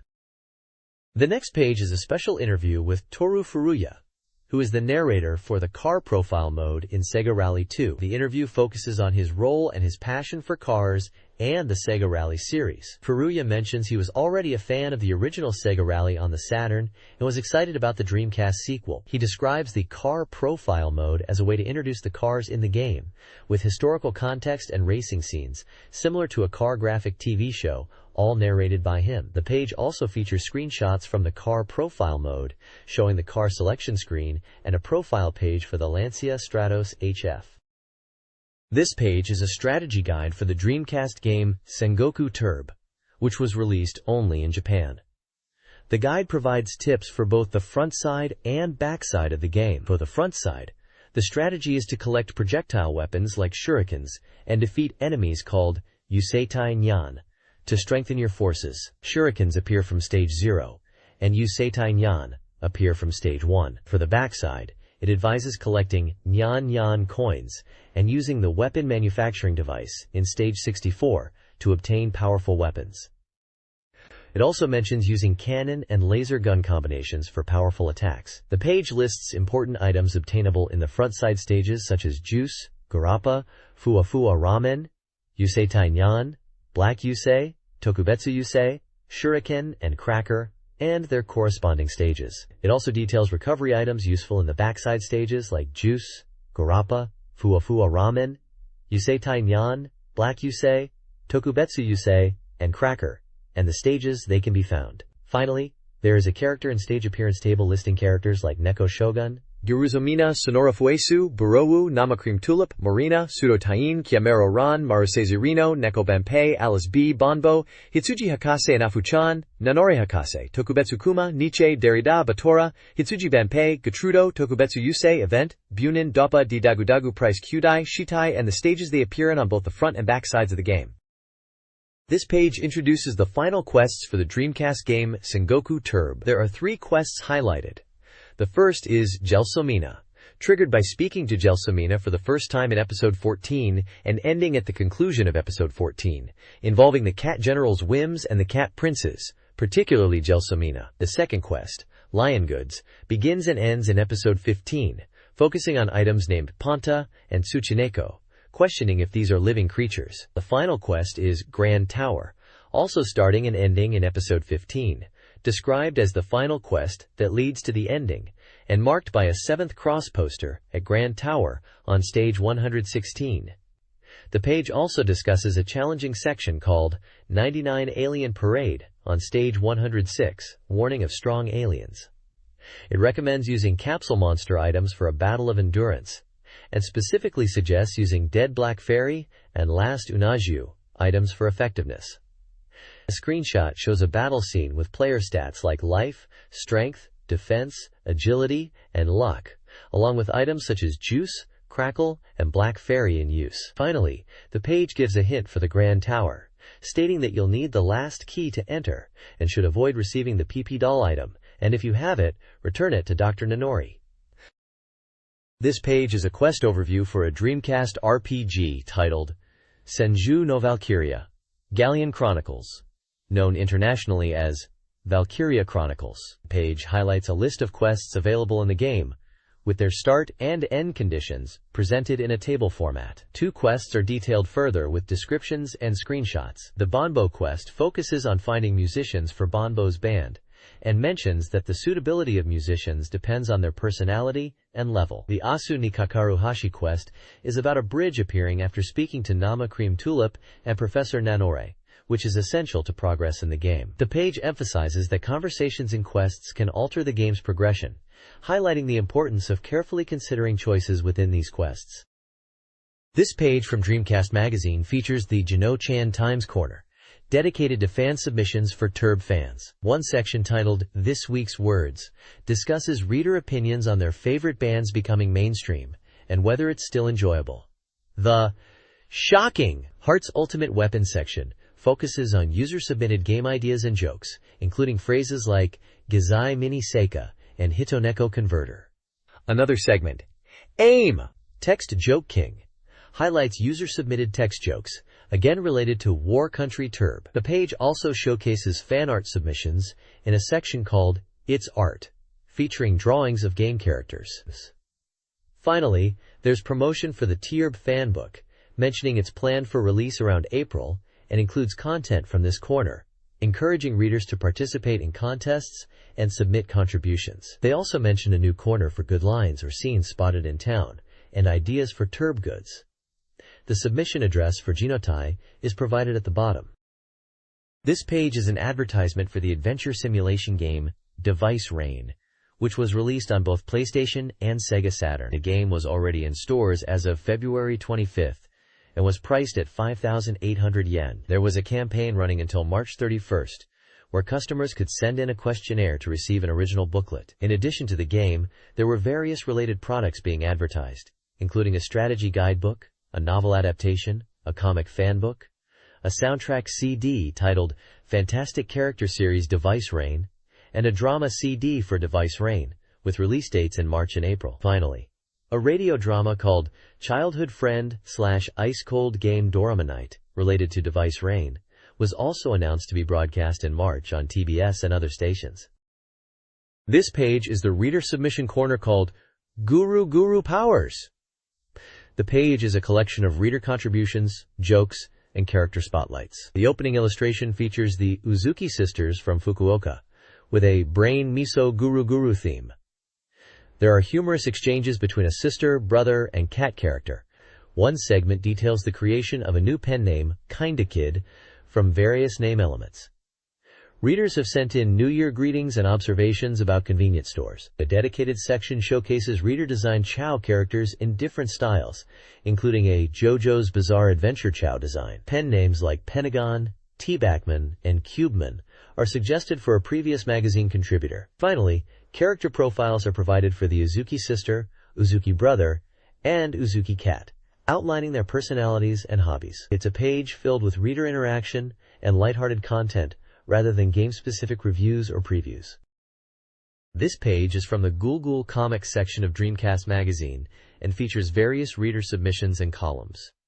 The Uzushio corner has two sections. The free theme section from Ibaraki Prefecture discusses the Dreamcast communication features, suggesting they are under-advertised and should be promoted more, especially to people who read specialist magazines. The Navigate Game section from Nara Prefecture proposes a rally game using a microphone device as a navigator, with levels of difficulty from easy to absolute, emphasizing the timing of instructions. The Ocean corner contains North Sea's Self-Awareness from Kanagawa Prefecture, discussing the competition between Sega Saturn and PlayStation and speculating on Sony's 3D strategy. The comics section shows a manga strip with characters and humorous situations. Sections titled Tokyo Ugumo Heavy Machinery and Yamanashi Prefecture Mori Corn appear to be reader submissions or columns, possibly about gaming experiences or observations. The Illustration Garden is currently seeking submissions for Shenmue-themed artwork. This week's special feature is Puyo Puyon, showcasing fan art and comments related to the Puyo Puyo series, particularly Puyo Puyon. Images depict characters and scenes related to Puyo Puyon. There are comments on the art and characters featured, highlighting aspects like character design and artistic style. Game screenshots from Puyo Puyon are also present. The next page has a section called Natsuge Museum, which is looking back at retro games. Here they are talking about Sylphid on the Mega CD, reminiscing about its speed and crashing action that really got the adrenaline pumping. They mention the thrill of dodging bullets and aiming for targets, especially in space battles, and how even though it wasn't true 3D, it was still incredibly immersive and fun for a vertical scrolling shooter. Then there's a section called Girls Gals, where readers are sharing their love for Gouge, or dating sim games. It seems like a fun corner where girls express their enjoyment of these types of games. There are submissions from readers in Hokkaido, Yamaguchi, Kagawa, Kanagawa, Fukuoka, Akita, and Aomori prefectures. They've sent in drawings and comments expressing their enthusiasm for the genre, and it's all about celebrating girl gamers who enjoy these games. This page is a user submission page called Dreamhard Sega Saturn Turn to Name, where readers send in content related to Sega Saturn and Dreamcast. On the left side, the Saturn People's Forest section features user submissions like drawings and letters. One user describes their Saturn as being 1 year old, and another talks about their 4-year-old Saturn with battery issues, giving it the name Kani Ko Usen Cosmo R. Character is introduced here. The center highlights a few games. Angelique Duet is mentioned as a Namco Dreamcast title, which is interesting as it's a Koei Tecmo franchise. Perhaps there's a collaboration. Screenshots are shown for Shining Force 2i on Sega Saturn and Tactics Ogre, also likely the Saturn version, as it was ported to the console. The right side section, Earthling's real name, contains user-suggested names for Dreamcast owners, accompanied by drawings. One user suggests the name Garma Toki. Finally, at the bottom there's a section outlining the posting rules for reader submissions, detailing the paper type, ink colors, and other guidelines. This page is an advertisement from the B1 Game Store, highlighting upcoming game releases and a special Sega Saturn poster campaign. On Dreamcast, games like Kita E White Illumination, Marvel vs. Capcom, Puyo Puyon, and Power Stone are featured. There's also a Dreamcast console deal for 29,800 yen. For Sega Saturn fans, buying any Saturn software will get you a free poster, and they are advertising Saturn games Kiss Yori and Friends, Youth's Radiance. The page also lists a schedule of new game releases across various consoles like PlayStation, Nintendo 64, Game Boy, and WonderSwan, alongside hardware prices and mail order details. This page from Dreamcast Magazine, Volume 14, focuses on the concept of data and its appeal, especially to otaku or passionate fans. It argues that modern society is noisy and bothersome, but data is comforting. The article suggests that otaku prefer the clear and structured world of data found in games and anime, compared to the messy reality of human interaction. The text uses economic exchange and labor as examples of data-driven systems, emphasizing how humans are wired to process and value data. It mentions that games are a perfect example of data being turned into entertainment, referring to games as a medium where win or lose is easily quantified. Similarly, anime and manga are presented as data representations of human drama and imagination. The article also touches upon how different types of otaku focus on data, whether it's collecting data in sports or food photography, or appreciating the data-driven nature of movies and anime. There is a promotional announcement for a talk show event on February 21st at Loft Plus One in Shinjuku, Kabukicho, featuring AV actresses as guests for a lewd talk show. It promises techniques for being popular with women through lewd conversations and encourages readers to attend. The speaker at this event is named Hitoshi Nimura, born in 1964, an AV director and author of Everything is for Moteru, Being Popular. This article, titled Ending, explores data progression in the digital world through various columns and features. Garakuda Tojo Sakusen delves into the doppelganger myth as a death omen, presenting a scary narrative. Deep Otaku Culture no Sekai recounts the author's personal experience of seeing their doppelganger and their reflection on why they didn't die, referencing internet theories about real versus fake doppelgangers. Gaishinata Game Ansoroji provides advice for buying games in Akihabara, emphasizing asking about holiday closures. Game Shop Ura no Ura discusses game shop management through the example of shelf stock taking and the importance of inventory and holiday closure awareness. Finally, this week's news reports on the mainstream emergence of Jaji fashion, noting its diversification beyond hip-hop and its presence in styles like yuzu, referencing Dreamcast Magazine writers. This page is a manga strip titled Something Yoshimatsu Theater, Episode 14, Giant Baba Forever. The comic humorously depicts a fictional Sega conference room meeting where executives are brainstorming ideas for the Dreamcast. They consider combining the Game Gear and LD player with the Dreamcast as a strategy. The discussion touches upon the success of Nintendo's Game Boy and Nintendo 64, specifically mentioning the Electric Rat, a clear reference to Pokemon's Pikachu, and how its popularity fueled Nintendo's sales. The manga suggests Sega needs to harness animal power to compete, likely satirizing the trend of animal-based games like Pokemon. A character called C-Mine is also featured within the strip. The overall tone is satirical and provides a comedic commentary on the state of the gaming industry and the competitive landscape between Sega and Nintendo during that period. The next page presents Take Moto Izumi's Various Things Soon column, number 6. The column is focused on soliciting ideas for titles that Take Moto Izumi should draw, and this time the theme is cosplay. It mentions F.A. Hollow Circle Con Wars cosplay, and wonders about drawing Daitaisen Ryaku, Advanced Daisen Ryaku, cosplay for the Dreamcast in the future. The author humorously describes receiving Super Nintendo Wars for the Super Famicom and Game Boy Wars, stating they were bought from Lawson by an editor after mentioning the lack of a Lawson store nearby. although she clarifies she paid for them herself. She expresses her intention to play Game Boy Wars after finishing her storyboard. The page also features editors from Morvik and Dreamcast Magazine in humorous interactions, and a closing remark about the widespread popularity of Pokemon. The footer includes fan mail address details. The next page is an anime preview for the OVA Getter Robo Ancestor Sunrise, described as a robot anime for young adults. The first volume, Episode 1, titled Sakura Sky Steel Life Appearance, is scheduled for release on February 25th. It's a Sunrise production about teenage girls piloting robots.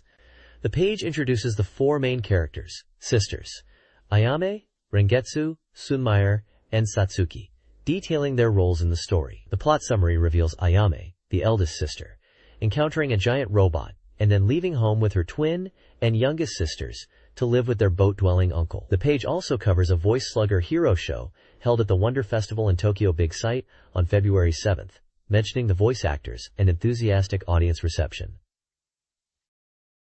This page is a listing of upcoming anime releases on VHS, Laserdisc, and DVD, scheduled for February 25th and February 26th. Anime titles featured include Gasuraki Volume 2, Record of Lodoss War, Chronicles of the Heroic Knight Volume 7, Silverstream Bifam 13 Volume 8, Rurouni Kenshin, Meiji Swordsman Romantic Story Reminiscence Arc First Act, The Man Who Cuts, Making of Gantris Episode 00, Pretty Sammy Volume 1, Reverse Ipatsuman, Superdoll Likachan Volume 5 and 6, Inju Beast Entrusted Flowers Front Story, and Pendant 2-2 Memories. The page also advertises SY Perfect TV and Direct TV as recommended anime information channels. SKY Perfect TV is broadcasting Space Battleship Yamato 2I on Channel 361 Family Theater every Sunday from 6 p.m. to 6:30 p.m. It describes the story of Yamato in the year 2205 as they search for a second Earth after the sun's core is threatened. DIREC-TV is featuring a special program called DirecTV Special Animetal Live 1998 on PPV 222 chains, with initial broadcast on March 3rd and rebroadcasts on March 6th and 13th. It highlights the Animetal Band, known for heavy metal arrangements of anime songs, with performances of themes from Gatchaman and Mazinger Z.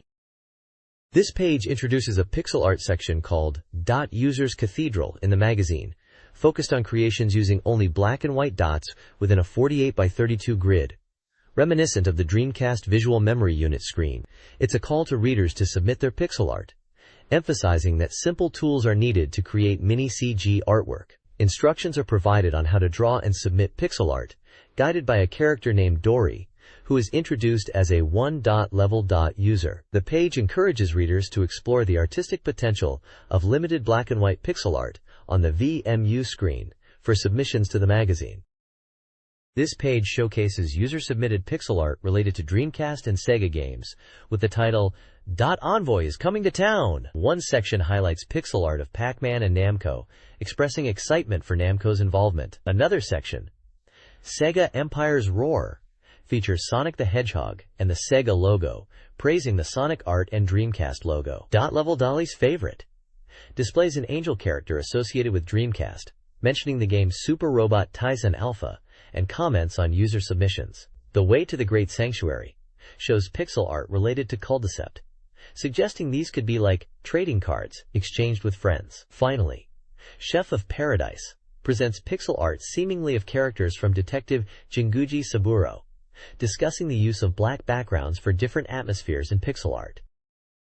This page is a column titled Black or Black, written by Fumio Kurokawa. The column discusses the concept of aura in games, sparked by a conversation with a game magazine editor. The author reflects on what gives a game or a creator this aura, comparing it to a kind of charisma or captivating presence. He mentions that games from the fighting game boom and role-playing games possess this aura, and contrasts creators who genuinely emanate it with those who might be falsely attributed with it due to fame. The column explores the feeling of expectation and excitement around certain games and creators, particularly within the games industry. The author concludes by asking readers to share their thoughts on games or people currently exhibiting this aura, admitting he feels he lacks it himself at the moment. At the bottom of the page, there's a profile of Fumio Kurokawa, detailing his career history in the music and film industries before joining Sega AM2 to work on promotional activities for the Virtua Fighter series and later at a software promotion company. There's also a section discussing the pre-order success of Final Fantasy V 2 Eyes, highlighting its impressive sales figures and cost-effectiveness of its advertising campaign. This page is a feature article focusing on an interview with manga artist Hitoshi Ariga, who also has a background in game character design. He is described as an artist who transitioned from the game industry to manga. The article details his game industry work, mentioning that he was involved in character design for several titles, including the One Half Summer Vacation series, Battlemania 2, Super Famicom version known as Battlemania Daiginjo internationally, Street Fighter 02, Sega Saturn version, internationally known as Street Fighter Alpha 2, and Fighting King, King Colossus, Mega Drive. The article emphasizes his experience as a game industry professional before becoming a manga artist. The page also highlights Ariga's manga work, specifically mentioning his Rockman Megamix and Rockman Remix manga series, which are based on the Mega Man franchise. There are screenshots present which seem to be from the game Bare Knuckle, also known as Streets of Rage, outside of Japan, potentially hinting at a Dreamcast version or related concept. Finally, the page provides information about Hitoshi Ariga's homepage and announces the release of his album 99 Super Valuable Rare Legend Best and Super Remix, which was released on April 23, 1999 through NEC Interchannel. This page is a reader survey form from Dreamcast Magazine, asking readers about their demographics, reading habits, purchasing triggers when buying games, and opinions on the magazine's content. It also asks readers to list their favorite articles from the current issue and their hardware and software preferences for both Dreamcast and Sega Saturn, with lists provided to help them choose. Example answers are shown for how to fill out the survey correctly. This page is an advertisement for the Sonic Adventure Navigation Guidebook for the game Sonic Adventure. The book is priced at 1,200 yen, is a 5-size and 160 pages long, full color, and includes a special appendix booklet titled Cow Raising Album, Provisional, that is advertised to be released in March. The guide covers basic game systems, character actions, item locations, boss strategies, and tips for raising chow, promising to be packed with useful information for players. This page is a strategy guide for Sonic Adventure, highlighting the game's story entering its second half, especially the confrontation between Sonic and Eggman and Chaos. The guide mentions that the other 5 playable characters will progressively get involved with Egg Carrier. The page details Adventure Mode, showcasing Sonic running through Skydeck and facing Chaos 6 in a boss battle.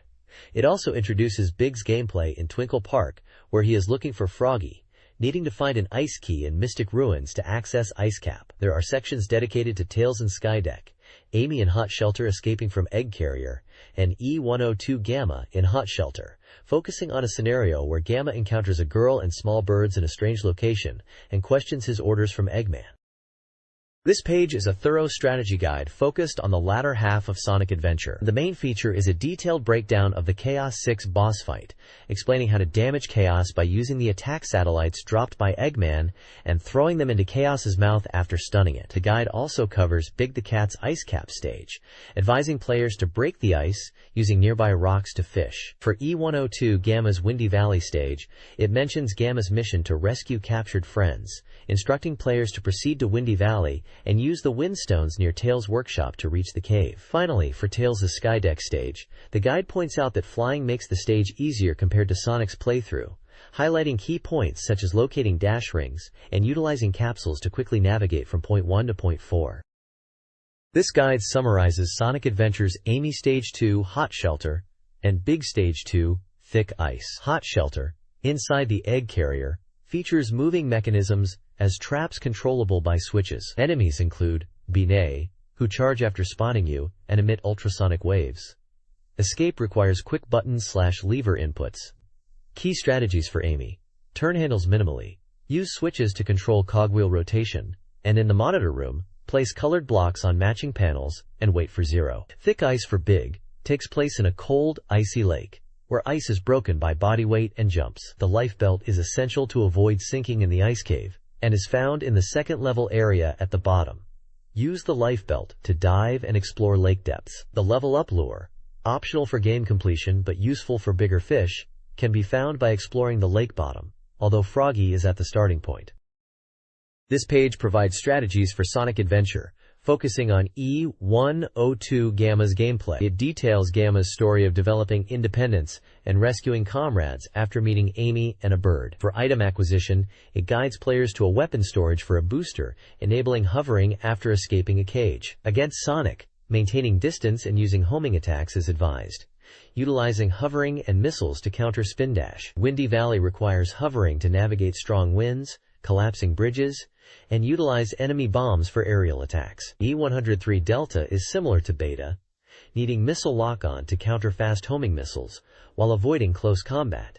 In Ice Cap, underwater navigation involves using a life belt, following a large fossil landmark, and listening to background music for air bubbles, with Apple O Apple near the fossil's head.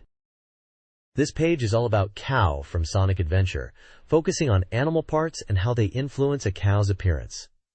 This is part 1 of a feature on animal parts. It specifically highlights the red group of animals, elephant, gorilla, and lion, and shows how raising a chow with these animals changes their ears, back, and head. For example, an elephant chow has large, elephant-like ears, a gorilla chow has gorilla-like ears and a rounded head, and a lion chow has lion-like ears and a mane of fur. The page describes the changes in appearance in detail, focusing on the color and shape of the cow's features after being raised with these red group animals. The article mentions that these power-type animals, like the red group animals, are good for chow races, specifically the jewel race. This Dreamcast Magazine page section, Parent Fool Collection Dream Mag Readers Cow Self-Boasting, from the Dreamcast Complete Guide, focuses on Sonic Adventure's cow raising. It features reader submissions and questions. One reader inquired about a cow disappearing after being wrapped in foil. The editor explained, "Chair disappear in the garden if neglected, lack of food or animal cuddling, and advises raising them with love for rebirth." The page encourages readers to submit cow illustrations and stories via various methods, detailing their cow's characteristics. The magazine is planning future cow-focused features, including a Chow Team consultation corner for questions and a cow question special about breeding and racing. Finally, a section titled Purple Group Animals Embraced Chow illustrates how purple animals like owls, swallows, and peacocks alter cow appearance, detailing changes to ears, back, head, and special features, creating unique cow like Owl Chow. This page is dedicated to providing advanced techniques for the Dreamcast game, Evolution, the World of Sacred Device. It is focused on Strategy Guide for the final dungeons, specifically Dungeons 4 and 5, promising rare item information. The page breaks down the game's progression into 3 steps: exploring Dungeon 4, battling the 8th Imperial Army, and exploring Dungeon 5. The Advanced Technique section offers 6 key tips to enhance gameplay. Technique 1 explains monster strength scaling with the player's level, suggesting a trick to weaken monsters in subsequent dungeons by keeping the main character Mag unconscious in battle. Technique 2 details the effectiveness of the Charge Punch ability, noting its low FP cost and quick level-up benefits for boss battles. Technique 3 highlights how dialogue events and post-boss battle events in the Oceanic City change based on the party members used to defeat bosses in each ruin. Technique 4 introduces high experience point monsters called Mecha Fargi that rarely appear and tend to run away, recommending the use of traps to catch them. Technique 5 explains the rules of item appearances per floor, mentioning 2 item patterns and variations in appearance rates, though parts appearance rates remain constant. Technique 6 advises players to combine equipment, similar to set items, to enhance character stats and encourages seeking out such item combinations. The page includes screenshots of dungeon exploration, battles, and item screens. This page is part 3 of a skill data guide focusing on special moves for weapons in what is clearly elemental gimmick gear. It details powerful techniques available for different weapon types: mag launcher, chain gun, and pepperbox. Each weapon section shows recommended skills along with gameplay screenshots demonstrating these abilities in action. Tables list each skill with its TP and FP cost and a description of its effect in battle. The page also gives advice on acquiring new parts, stating they can be found in treasure chests from the 11th dungeon level onwards. It also mentions revisiting earlier dungeons to find parts you might have missed. Finally, there's a section about stealing items with steel parts, explaining that the items you can steal depend on the enemy type and are usually consumables or parts that enemies normally drop. It also hints that rare items might be obtainable from certain tougher enemies and bosses by stealing. This page is dedicated to the Heaven's Ruins dungeon in the game Evolution, the World of Sacred Device. It details the dungeon's characteristics as a wooden ruin with insect type enemies, most of which are weak to fire. The page provides monster data for various enemies, including Protokurusu, Teiu Goki Kaburi, Kuramoa, Bigu Ben, and others, listing their weaknesses and resistances. It then outlines important high-value item locations within the dungeon, and lists item drops for the first and second floors of Heaven's Ruins. These items include sci-frame parts and boosters that enhance player abilities. The guide mentions that stronger parts become available on the second floor, along with powerful weapons for the characters Linear and Gray, and advises players to learn new skills with the acquired parts. The next page is a strategy guide for the Sheol Ruins dungeon in the game Evolution to Distant Promise. It describes the dungeon as being located on top of lava and inhabited by monsters adapted to heat, suggesting ice-based attacks would be effective. The page details digging information for the first and second floors of the Sheol Ruins, listing items that can be found and their effects. For example, on the first floor, items include weapons like the Tamagoyaki fry pan and heavy fry pan, and various parts with stat boosts or special effects. Thus, the second floor, digging information, suggests aiming for the heavy gun weapon, noting it's more powerful than other weapons in the series and has fewer drawbacks. The page also features a Sheol Ruins monsters section, showcasing different enemies players will encounter. These monsters include Daiu Gokiburi, giant cockroach, a weaker version of a cockroach-type monster, using Vibration Wave as a special attack. Faji, a common ruin monster using high-temperature gas and self-destruct attacks, capable of damaging the entire party. Redback Widow, a red spider monster living in magma areas, using venomous attacks and status ailments. Hemikion, a chameleon-like monster with diverse attacks, including sealing abilities, but vulnerable to ice attacks. Mosquito, a giant mosquito monster, using speed-based attacks and lullaby wings to put enemies to sleep. Finally, at the bottom, there is an advertisement for the Evolution Perfect Guidebook, promoting it as a comprehensive guide to the game, available for 1,200 yen. This page is focused on showcasing new games for the NAOMI arcade system, which is presented as having similar capabilities to the Dreamcast, and these games are highlighted as potential future home releases. The section is called Pioneer Naomi Cram School. Featured games include Gunbeat, a shooting game, Idol Janshi Suchi Pai 2, Remix version, a mahjong title, and the fighting game Dead or Alive 2.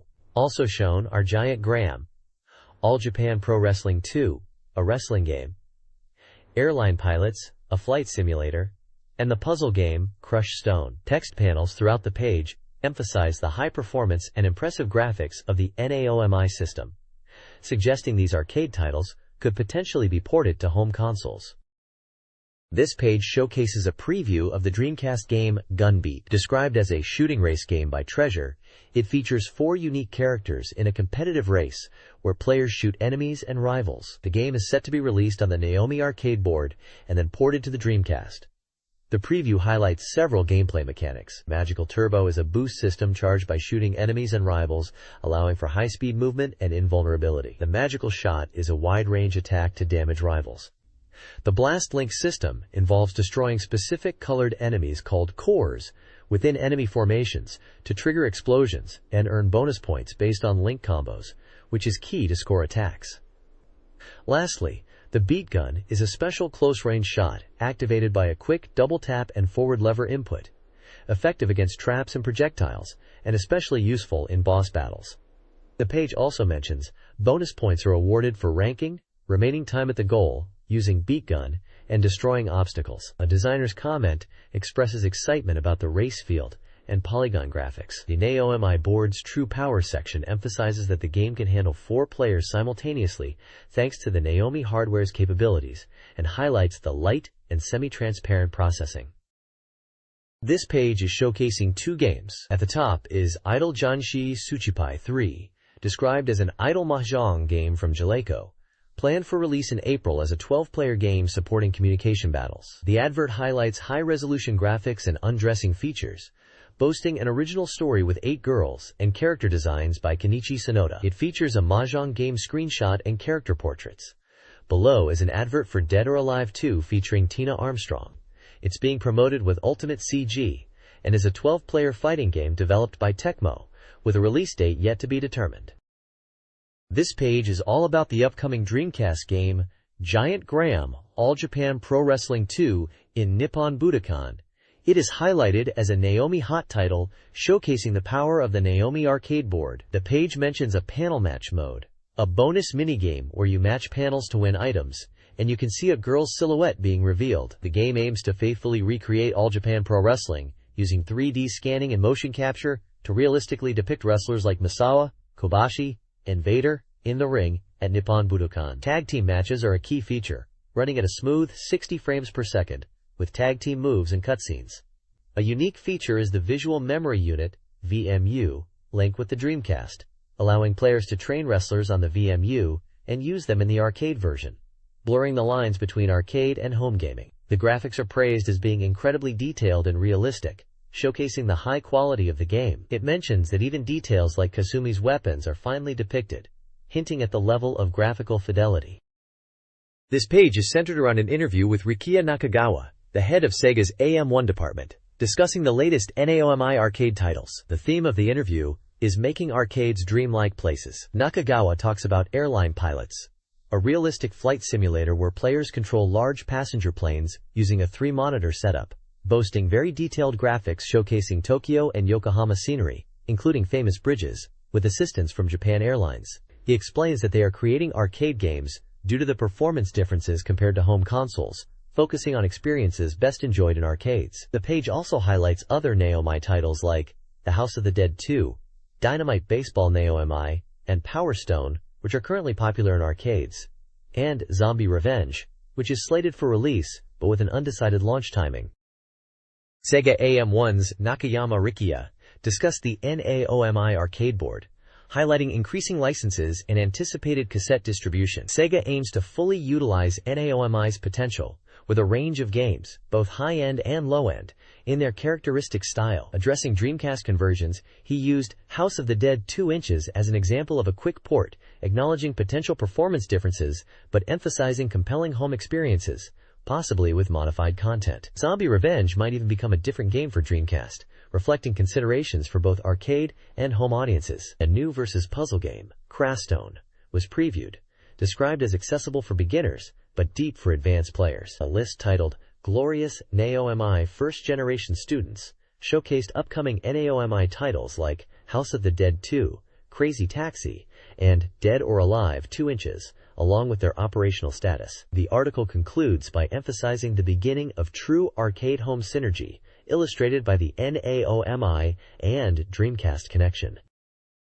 The next page in the magazine is titled Sunrise Robot of CG World, and is part of the Sunrise Hero Chronicle. It features the robot DORAMRO from the anime series Aura Battler Dunbine. The page showcases CG rendered images of the DORAMRO, along with a data section listing its specifications like height and weight. There is an explanation section that details the DORAMRO's background as a robot created with Earth technology and Byston Wells living organisms in the Aura Battler Dunbine universe. A director's note mentions this CG rendering is part of the Sunrise Hero Chronicle project and emphasizes the aim for realism in the CG model.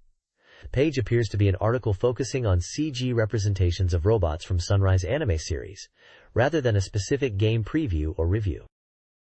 This page from Dreamcast Peripherals Story, titled Dreams Take Shape, is the first part focusing on the Dreamcast controller and the road to completion. The article explains that in late 1996, Sega started the new hardware project and saw the controller as essential for proposing new ways to play. Sega, with its history in developing peripherals, chose to design the Dreamcast controller internally, aiming for more than just a standard operation pad. The page also lists the controller specifications, including dimensions, weight, cable length, and price. It highlights Sega's intention to push beyond previous console generations, offering enhanced graphics and new gameplay possibilities with the Dreamcast. This article recounts the history of Sega controllers, beginning with the SG-1000 and Master System era, and progressing towards the Dreamcast. It emphasizes Sega's innovative approach to controller design, particularly the concept of integrating a microcomputer for enhanced functionality and more intuitive 3D gameplay. The development process involved experimentation with button placement and controller shapes, aiming for direct manipulation in 3D environments through analog input. An interview with Kenji Tasaki from Sega highlights the Maple Bus concept, inspired by the emerging popularity of digital cameras in the 90s. He details the multifaceted development of controllers, including communication methods and memory, noting a significant shift towards a revolutionary interface beyond simply adding buttons. The article uses images of various consoles and controllers, culminating in the Dreamcast controller as Volume 1 of this story. This page is about the evolution of the Dreamcast controller. It discusses the need for a new controller design for the Dreamcast, driven by the increasing complexity of games and the desire for faster data transfer. The goal was to move away from simply streaming data to the console and create a more intelligent, bidirectional communication system. The concept of the Maple Bus is introduced, where each connected device has its own CPU and communicates intelligently with the console, mirroring the structure of networked computers. The design team named it Maple Bus, after envisioning a tree-like structure with branching connections. The page also showcases the evolution of Sega controllers, from the Mega Drive, Genesis, Fighting Pad 6B, to the Sega Saturn control pad and multi-controller. These controllers are compared to the Dreamcast controller, highlighting the changes in design and functionality. This page discusses the history of the Dreamcast controller design, from initial concepts to the final product. It explores the evolution of controller interfaces, influenced by games like Street Fighter II, and the move towards more complex control schemes. The page highlights the design considerations for the Dreamcast controller, including the number and arrangement of buttons, the analog stick, the D-pad, the start button, and cable management. This page is from Dreamcast Magazine, Volume 1, and features an article called Dreamcast Controller Part 1, The Road to Completion. The article discusses the design process of the Dreamcast controller, focusing on the goal of making it user-friendly. They wanted to move away from complex controls and leverage the Dreamcast's processing power to assist players. There were requests for specific controller features like a trackball for sports games or a reel for fishing games.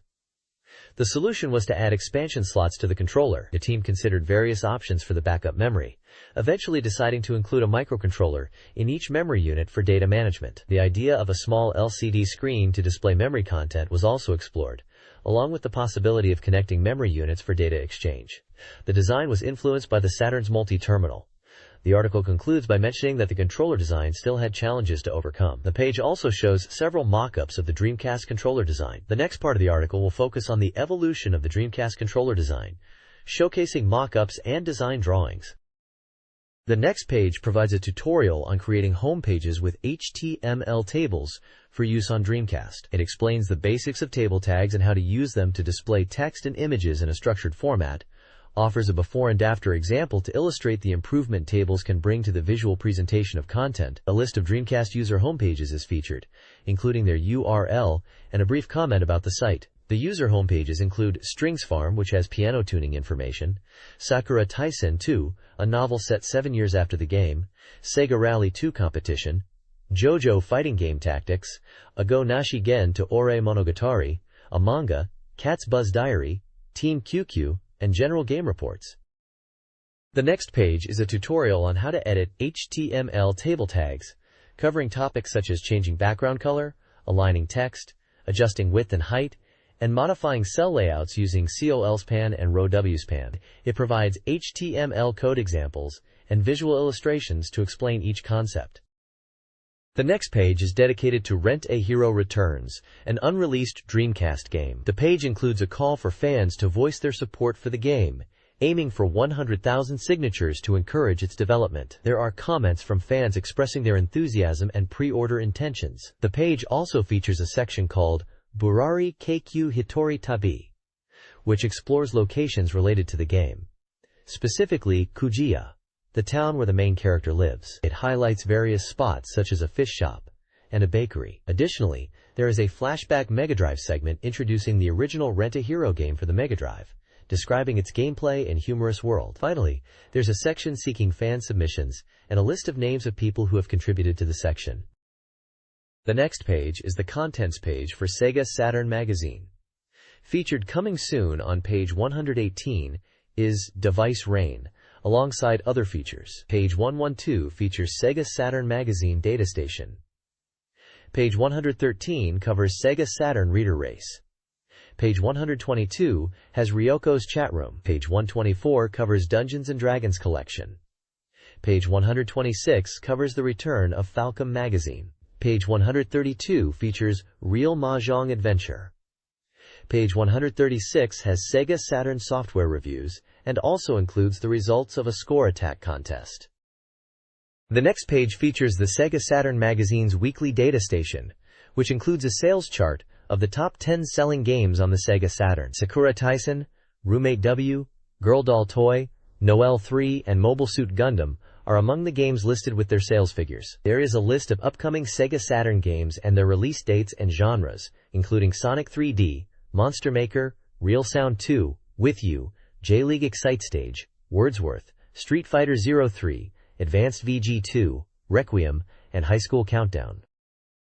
This page features a reader-voted ranking of Sega Saturn games as of February 19th, with a total of 1135 titles. The top-ranked games include U-Number, A Girl Who Chants Love at the Bound of This World, Shining Force 2I, Scenarios 2 and 3, Sakura Wars 2, Chaos Seed, Thunder Force V, and Pia e Yukoso 2.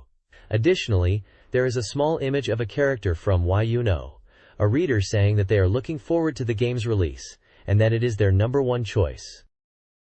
The next page features a summary of several Sega Saturn games. There are mini-reviews for 3 Saturn titles. Toryu Densetsu Elendor, a fighting game that perhaps doesn't quite reach its potential due to an incomplete system, but has good points. 6 Inchi Mai Daren 6. A dating sim where the reviewer enjoyed the variety in the 3 main characters and the non-linear gameplay. Roommate W Futari W. A further entry to the Roommate series.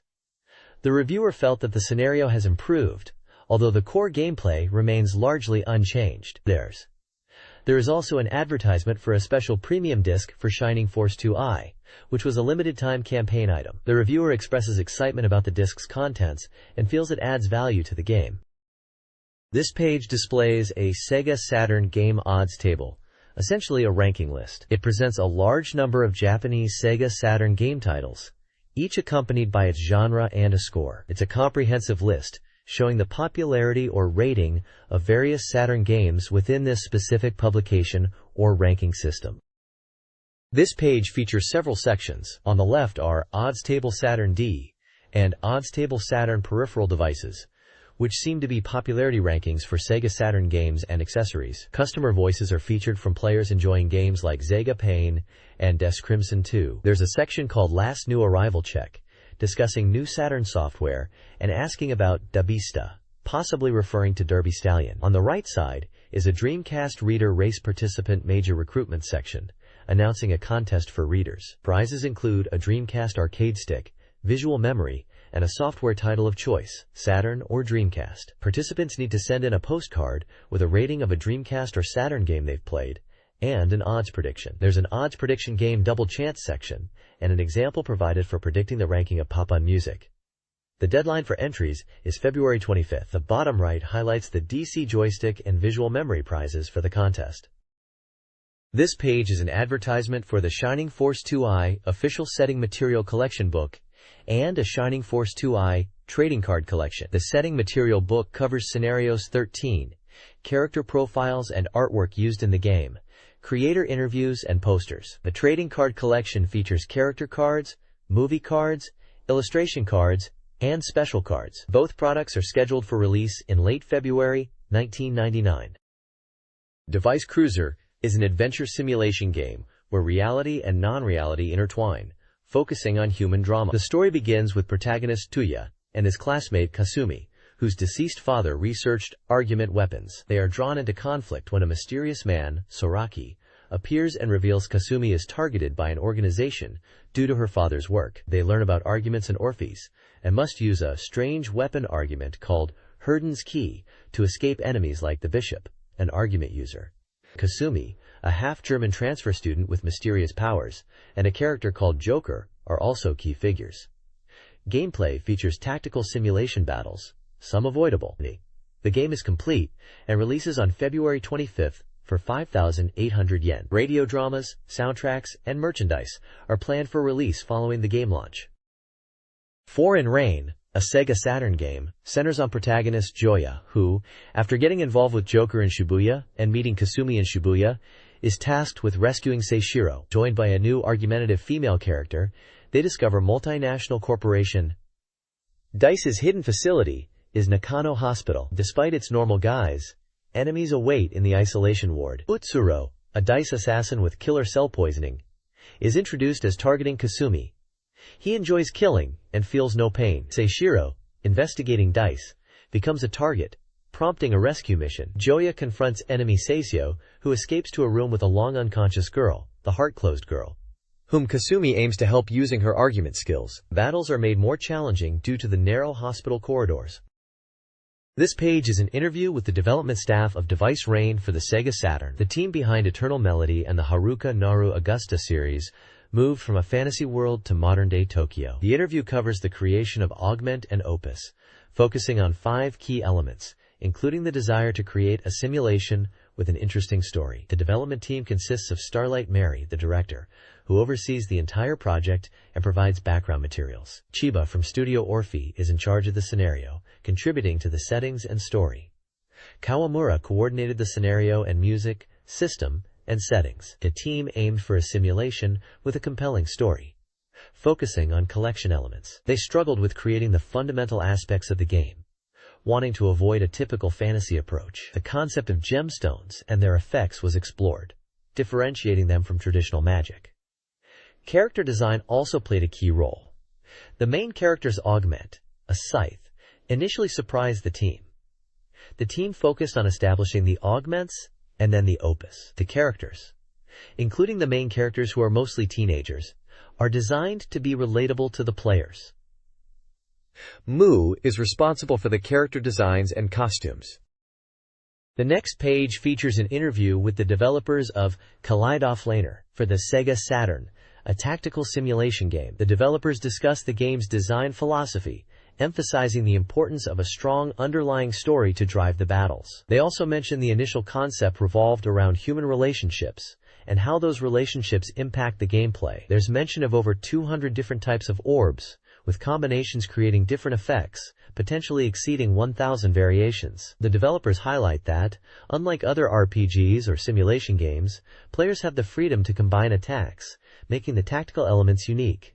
The interviewer asks about the difficulties faced during the production of fusing adventure and simulation elements. The developers mention that the game is easy to pick up and play. There is an in-game character, a scientist named Riko Kigurashi, who can tell you about the origins of the augment element of the game. Also, the origins of how the opus work are related to the game's stories and mythology. The developers encourage players to experience the multiple endings and delve into the diverse lives of the characters. The next page is an advertisement for the Sega Saturn game, Okeri, Ryoko-chan, Ryoko Inoue to no Oshaberi game, which translates to, Welcome Home, Ryoko-chan, a chatting game with Ryoko Inoue. It features the character Ryoko Inoue and promotes the game as a character disc that allows players to chat with her. The advertisement includes Ryoko Inoue's profile, information about the game's features, and screenshots from the game. It mentions the game is being developed by Datum Polystar and is scheduled for release in April.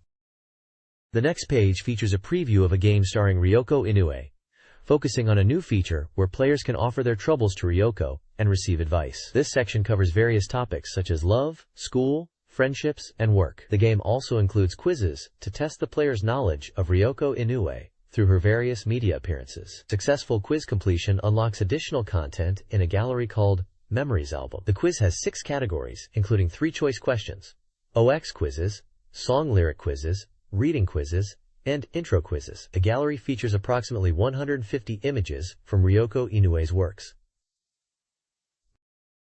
This page is an advertisement for the Capcom title Dungeons & Dragons: Tower of Doom, scheduled for release on March 4th. It supports 12 players and requires 4 megabytes of RAM. The text emphasizes the fun of cooperative play, recommending the fighter and dwarf combination for brute force attacks. or spellcasters for support. The game involves rescuing a girl in a fortress and fighting monsters like manticores and troglodytes.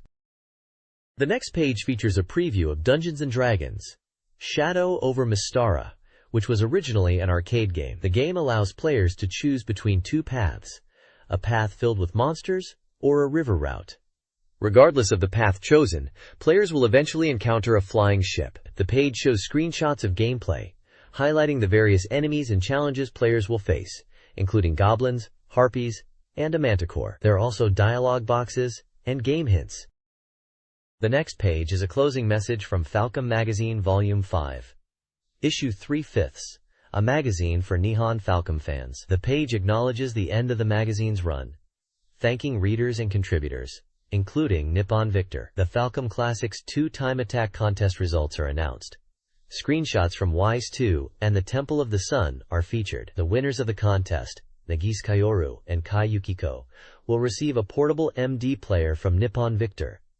All participants will receive a commemorative gift. Comments from Nippon Victor and Nihon Falcom staff members, Nakamura Koichiro and Nakahara Yoshinobu, are included, who express their surprise at the high scores achieved and look forward to continuing the Falcom Classics series. They also mention the difficulty of the Temple of the Sun and praise the skill of the players.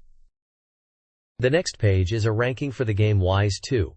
It shows the top players who completed the game in the fastest time. The top 5 players and their times are: 1. Nagasawa Kaoru, Fukuoka, 1 hour, 5 minutes, 53 seconds. 2. Mori Shohei, Tokyo, 1 hour, 11 minutes, 2 seconds. 3. Yumisano Hazue, Chiba, and Maku equals Goe, Hokkaido, tied at 1 hour, 12 minutes, 57 seconds.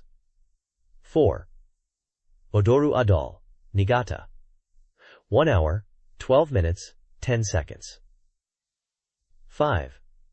Nishihara Akihiko, Nara, and Miyabe Kazuhira, Aichi, 1 hour, 12 minutes, 34 seconds. The page also features comments from some of the players, discussing their strategies for achieving fast completion times. The comments focus on experience point gains, save frequency, and defense. There is a segment that states that the clear times for the game, The Ark of Napishtim, were high level, and asks who these players are that have achieved them. The next page features an interview with Masaki Uki, the head of amusement department at Victor Entertainment, about the Falcom Classics series on the Sega Saturn. Uki discusses the positive reception to Falcom Classics 2, particularly the unexpected popularity of the Temple of the Sun among modern gamers. He reflects on the appeal of Falcom's games, emphasizing their strong foundations and the ability to evoke emotion despite the changing landscape of the gaming industry. Uki expresses admiration for Falcom and hints at future installments in the Falcom Classics series, potentially on new formats. He expresses Victor Entertainment's commitment to creating original, emotionally resonant experiences for players. The next page is an advertisement for Falcom Classics collection for the Sega Saturn, featuring 5 classic Falcom games. The collection includes games from Falcom Classics I and II, and comes with a music CD for fans who missed out on the limited edition. It is set to release on March 4th, priced at 6,500 yen. The collection features RPG and ADV games, and is suitable for all ages.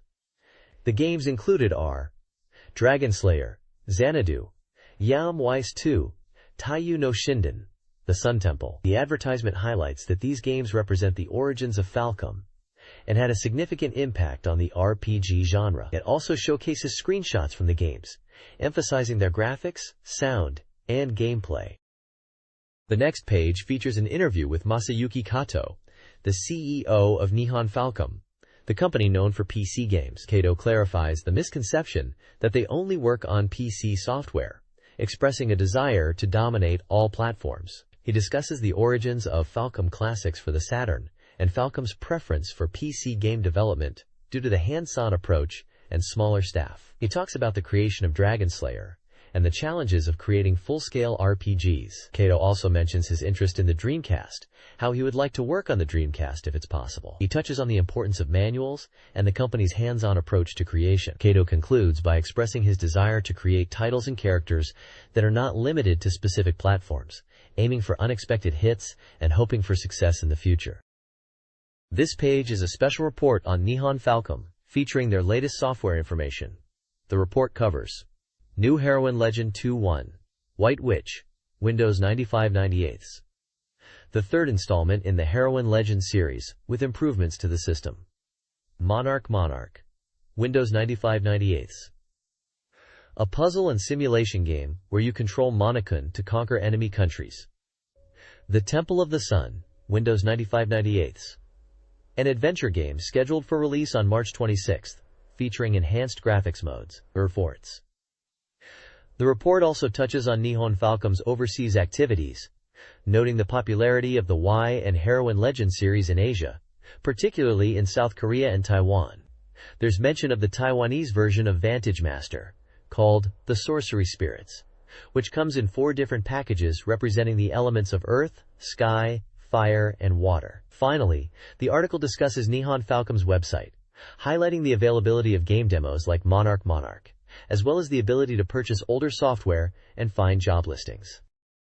The next page showcases the winners of the score attack contest for the game Umi to the Sea. It announces the final results and winning participants. The contest was held at the end of last year.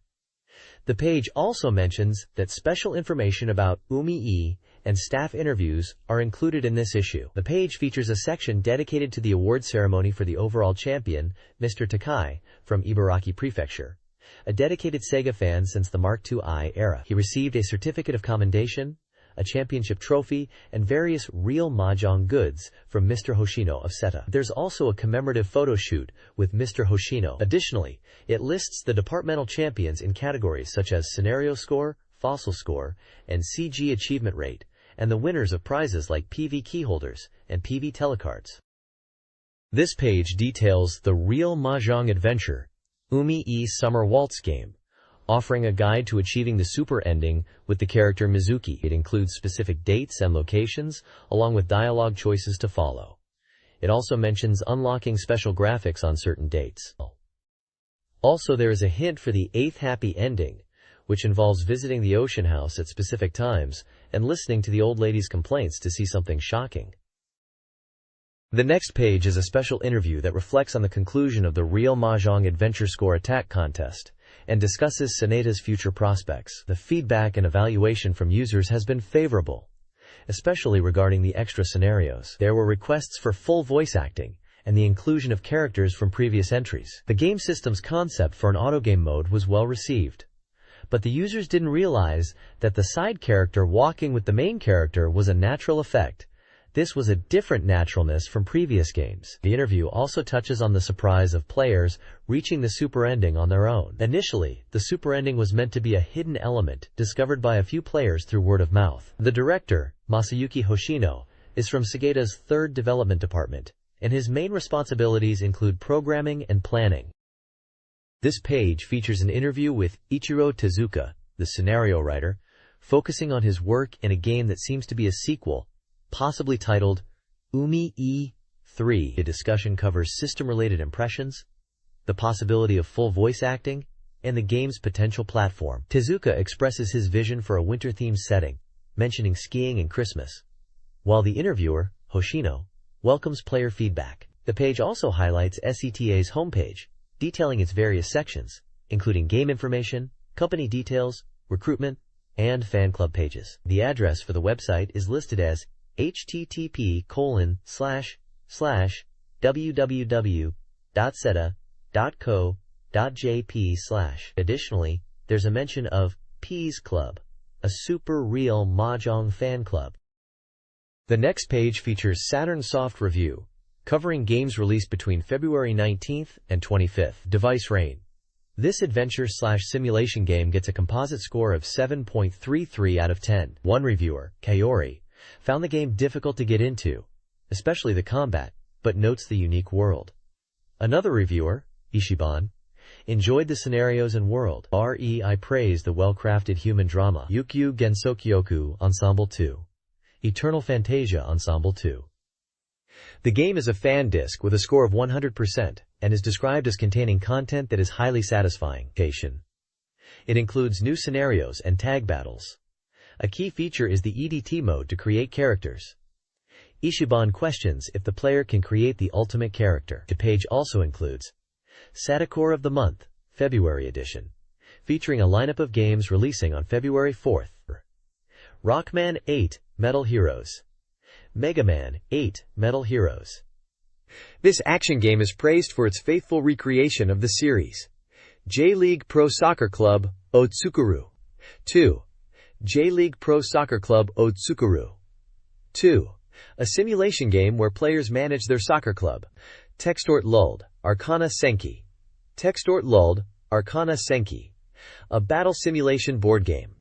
A comment from Ray recommends Device Rain, and Ichiban mentions playing Final Fantasy V-2 and missing titles on Saturn and Dreamcast.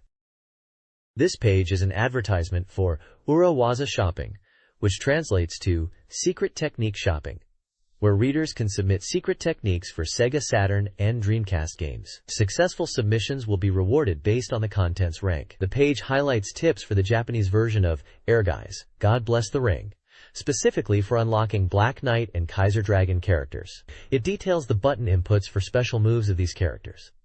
There's also a technique for Sega Rally 2 called Technical Mode. Finally, a tip for Ehrgeiz Overseas version Legend of Dragoon to see all the endings.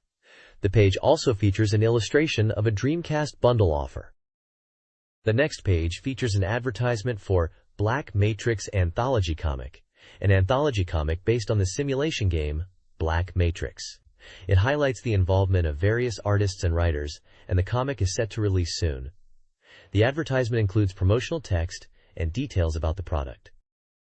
The next page features a preview of Fatal Fury, Wild Ambition, a 3D fighting game on Hyper Neo Geo 64. It highlights Geese Howard as a central character and details his moves. A message from SNK promotes the upcoming Neo Geo Pocket Color and Dreamcast connectivity with King of Fighters R2. The page also includes reader submissions for the Hyper Freaks section. The submissions are for characters, including characters from Hokkaido, Aichi, and Fukuoka prefectures. There's information on how to submit illustrations to SSS, with the address provided. The next page introduces the new and currently running titles at amusement spots. Arcade Express Volume 43, featuring Garou Densetsu, Wild Ambition, Fatal Fury, Wild Ambition, from SNK for the Hyper Neo Geo 64. The page highlights that the game brings the Garou Densetsu, Fatal Fury, legend to life in 3D polygons. It mentions that in addition to the familiar 8 characters from the series, Tsugumi Sendo, a female wrestler from Osaka, and Toji Sakata, a master of Southtown Aikijujutsu, will participate. The page notes that Sakata is rumored to have a friend who taught Aikijujutsu to Geese Howard. The featured characters are Tsugumi Sendo, Terry Bogard, Andy Bogard, Joe Higashi, and Mai Shiranui. The game features power charge moves, upper-level throwing techniques, and hurricane uppercuts. The wrestler character utilizes throwing techniques. Mai Shiranui has fast footwork and fiery special moves. The next page showcases Fatal Fury, Wild Ambition, the latest installment in the series, now in 3D. The game emphasizes a responsive combat system. The page details gameplay mechanics like axis shifts, heat gauges for special moves such as counterattacks, heat blows, and overdrive power. Combinations and canceling moves are also featured. Basic combinations using A, B, and C buttons lead to continuous attacks and variable enders. Also detailed is the heat gauge system, which is necessary for using heat blows or overdrive power or counterattacks. Using special moves increases the gauge, while taking damage decreases it. Several characters are shown, like Kim Kafwan, Raiden, Billy Kane, Yamazaki Ryuji, and Sakata Fuyuji. A screenshot mentions characters from older games might appear like Geese Howard. The bottom of the page mentions page 139 for more information. This page from Hello!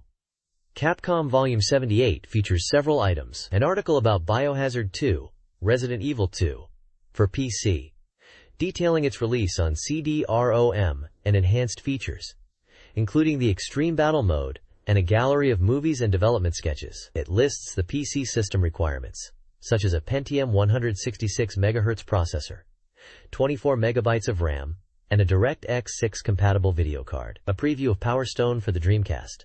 Capcom's initial title for the console.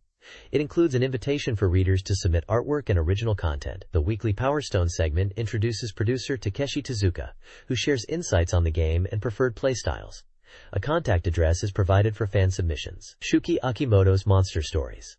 The fifth installment focuses on hidden roles and monster theory, particularly concerning vampires. It discusses the role of monsters in film, contrasting their function as sources of fear with their symbolic representation of suppressed desires. The article references John L. Flynn's cinematic vampires and hints at exploring the continued popularity of vampire films in the next installment. The next page is a preview of Street Fighter II Third Strike. It highlights the new grade judge system, which comprehensively judges matches based on strength, skill, and beauty. 5 new characters are joining the roster, including Chun-Li, along with 4 original characters whose identities are still unknown. The page also details the battle system, including blocking, leap attacks, and super arts. Screenshots showcase the new characters 12, Makoto, Q, Remy, and Chun-Li in action.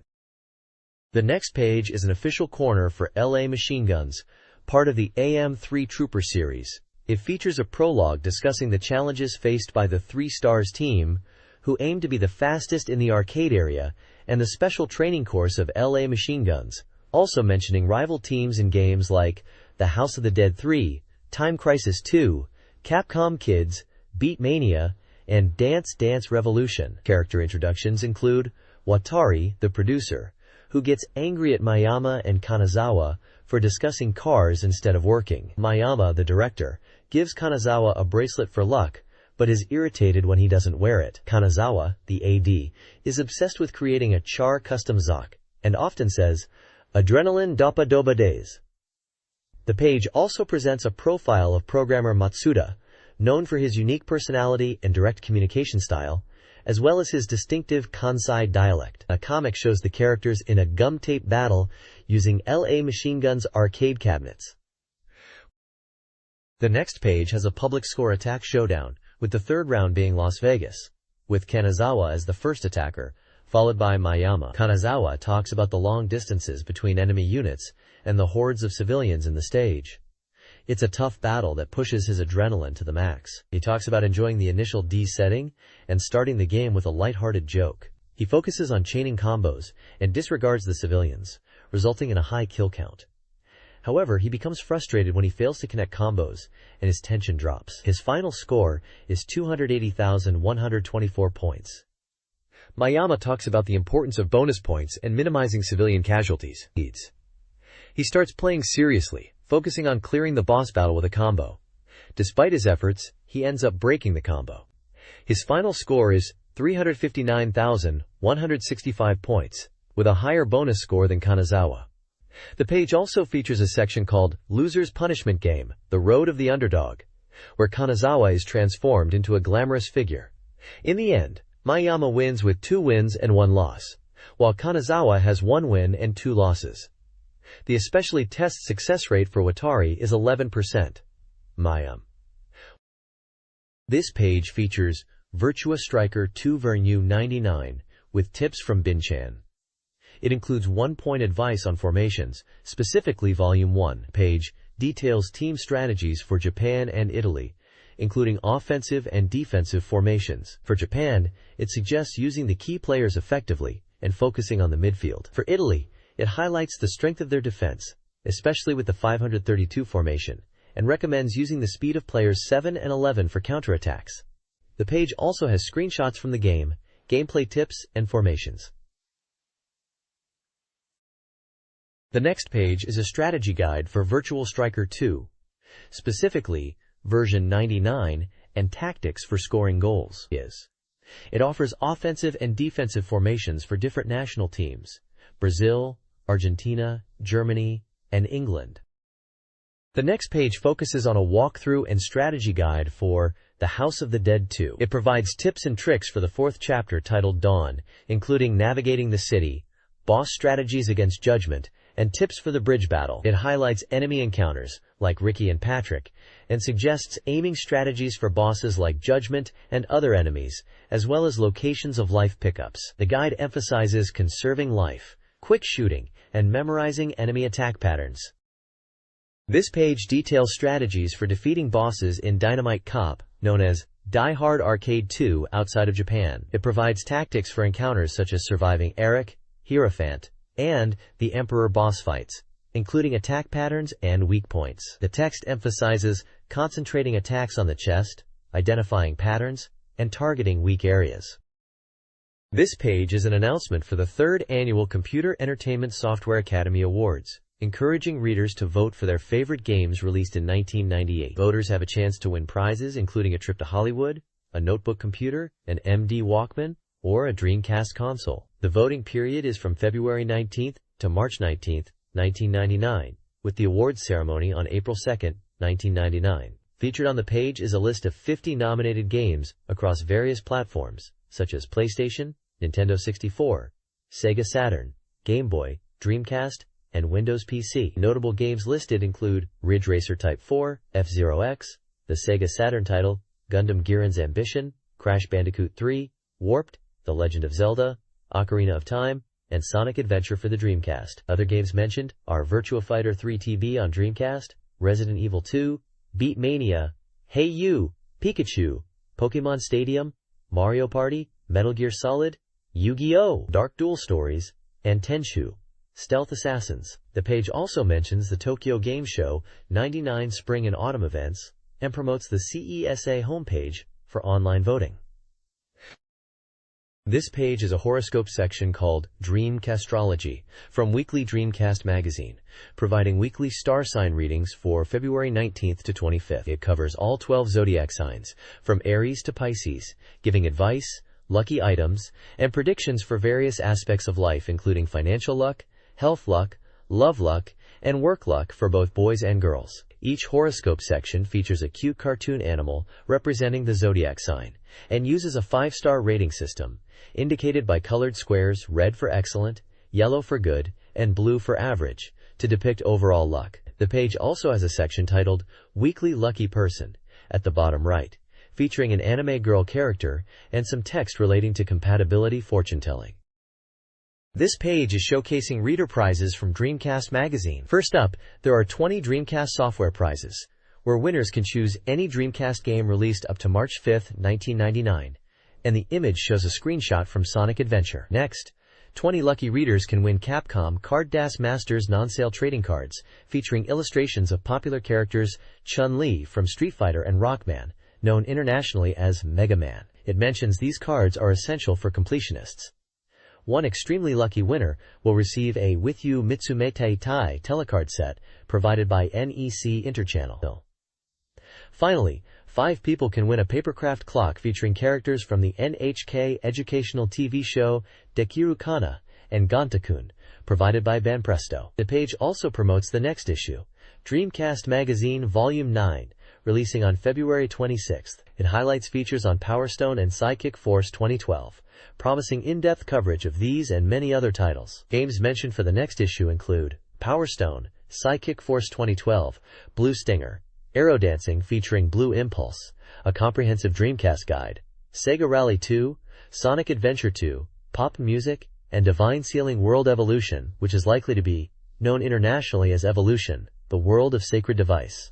It also mentions a report on the AOU 1999 Amusement Expo.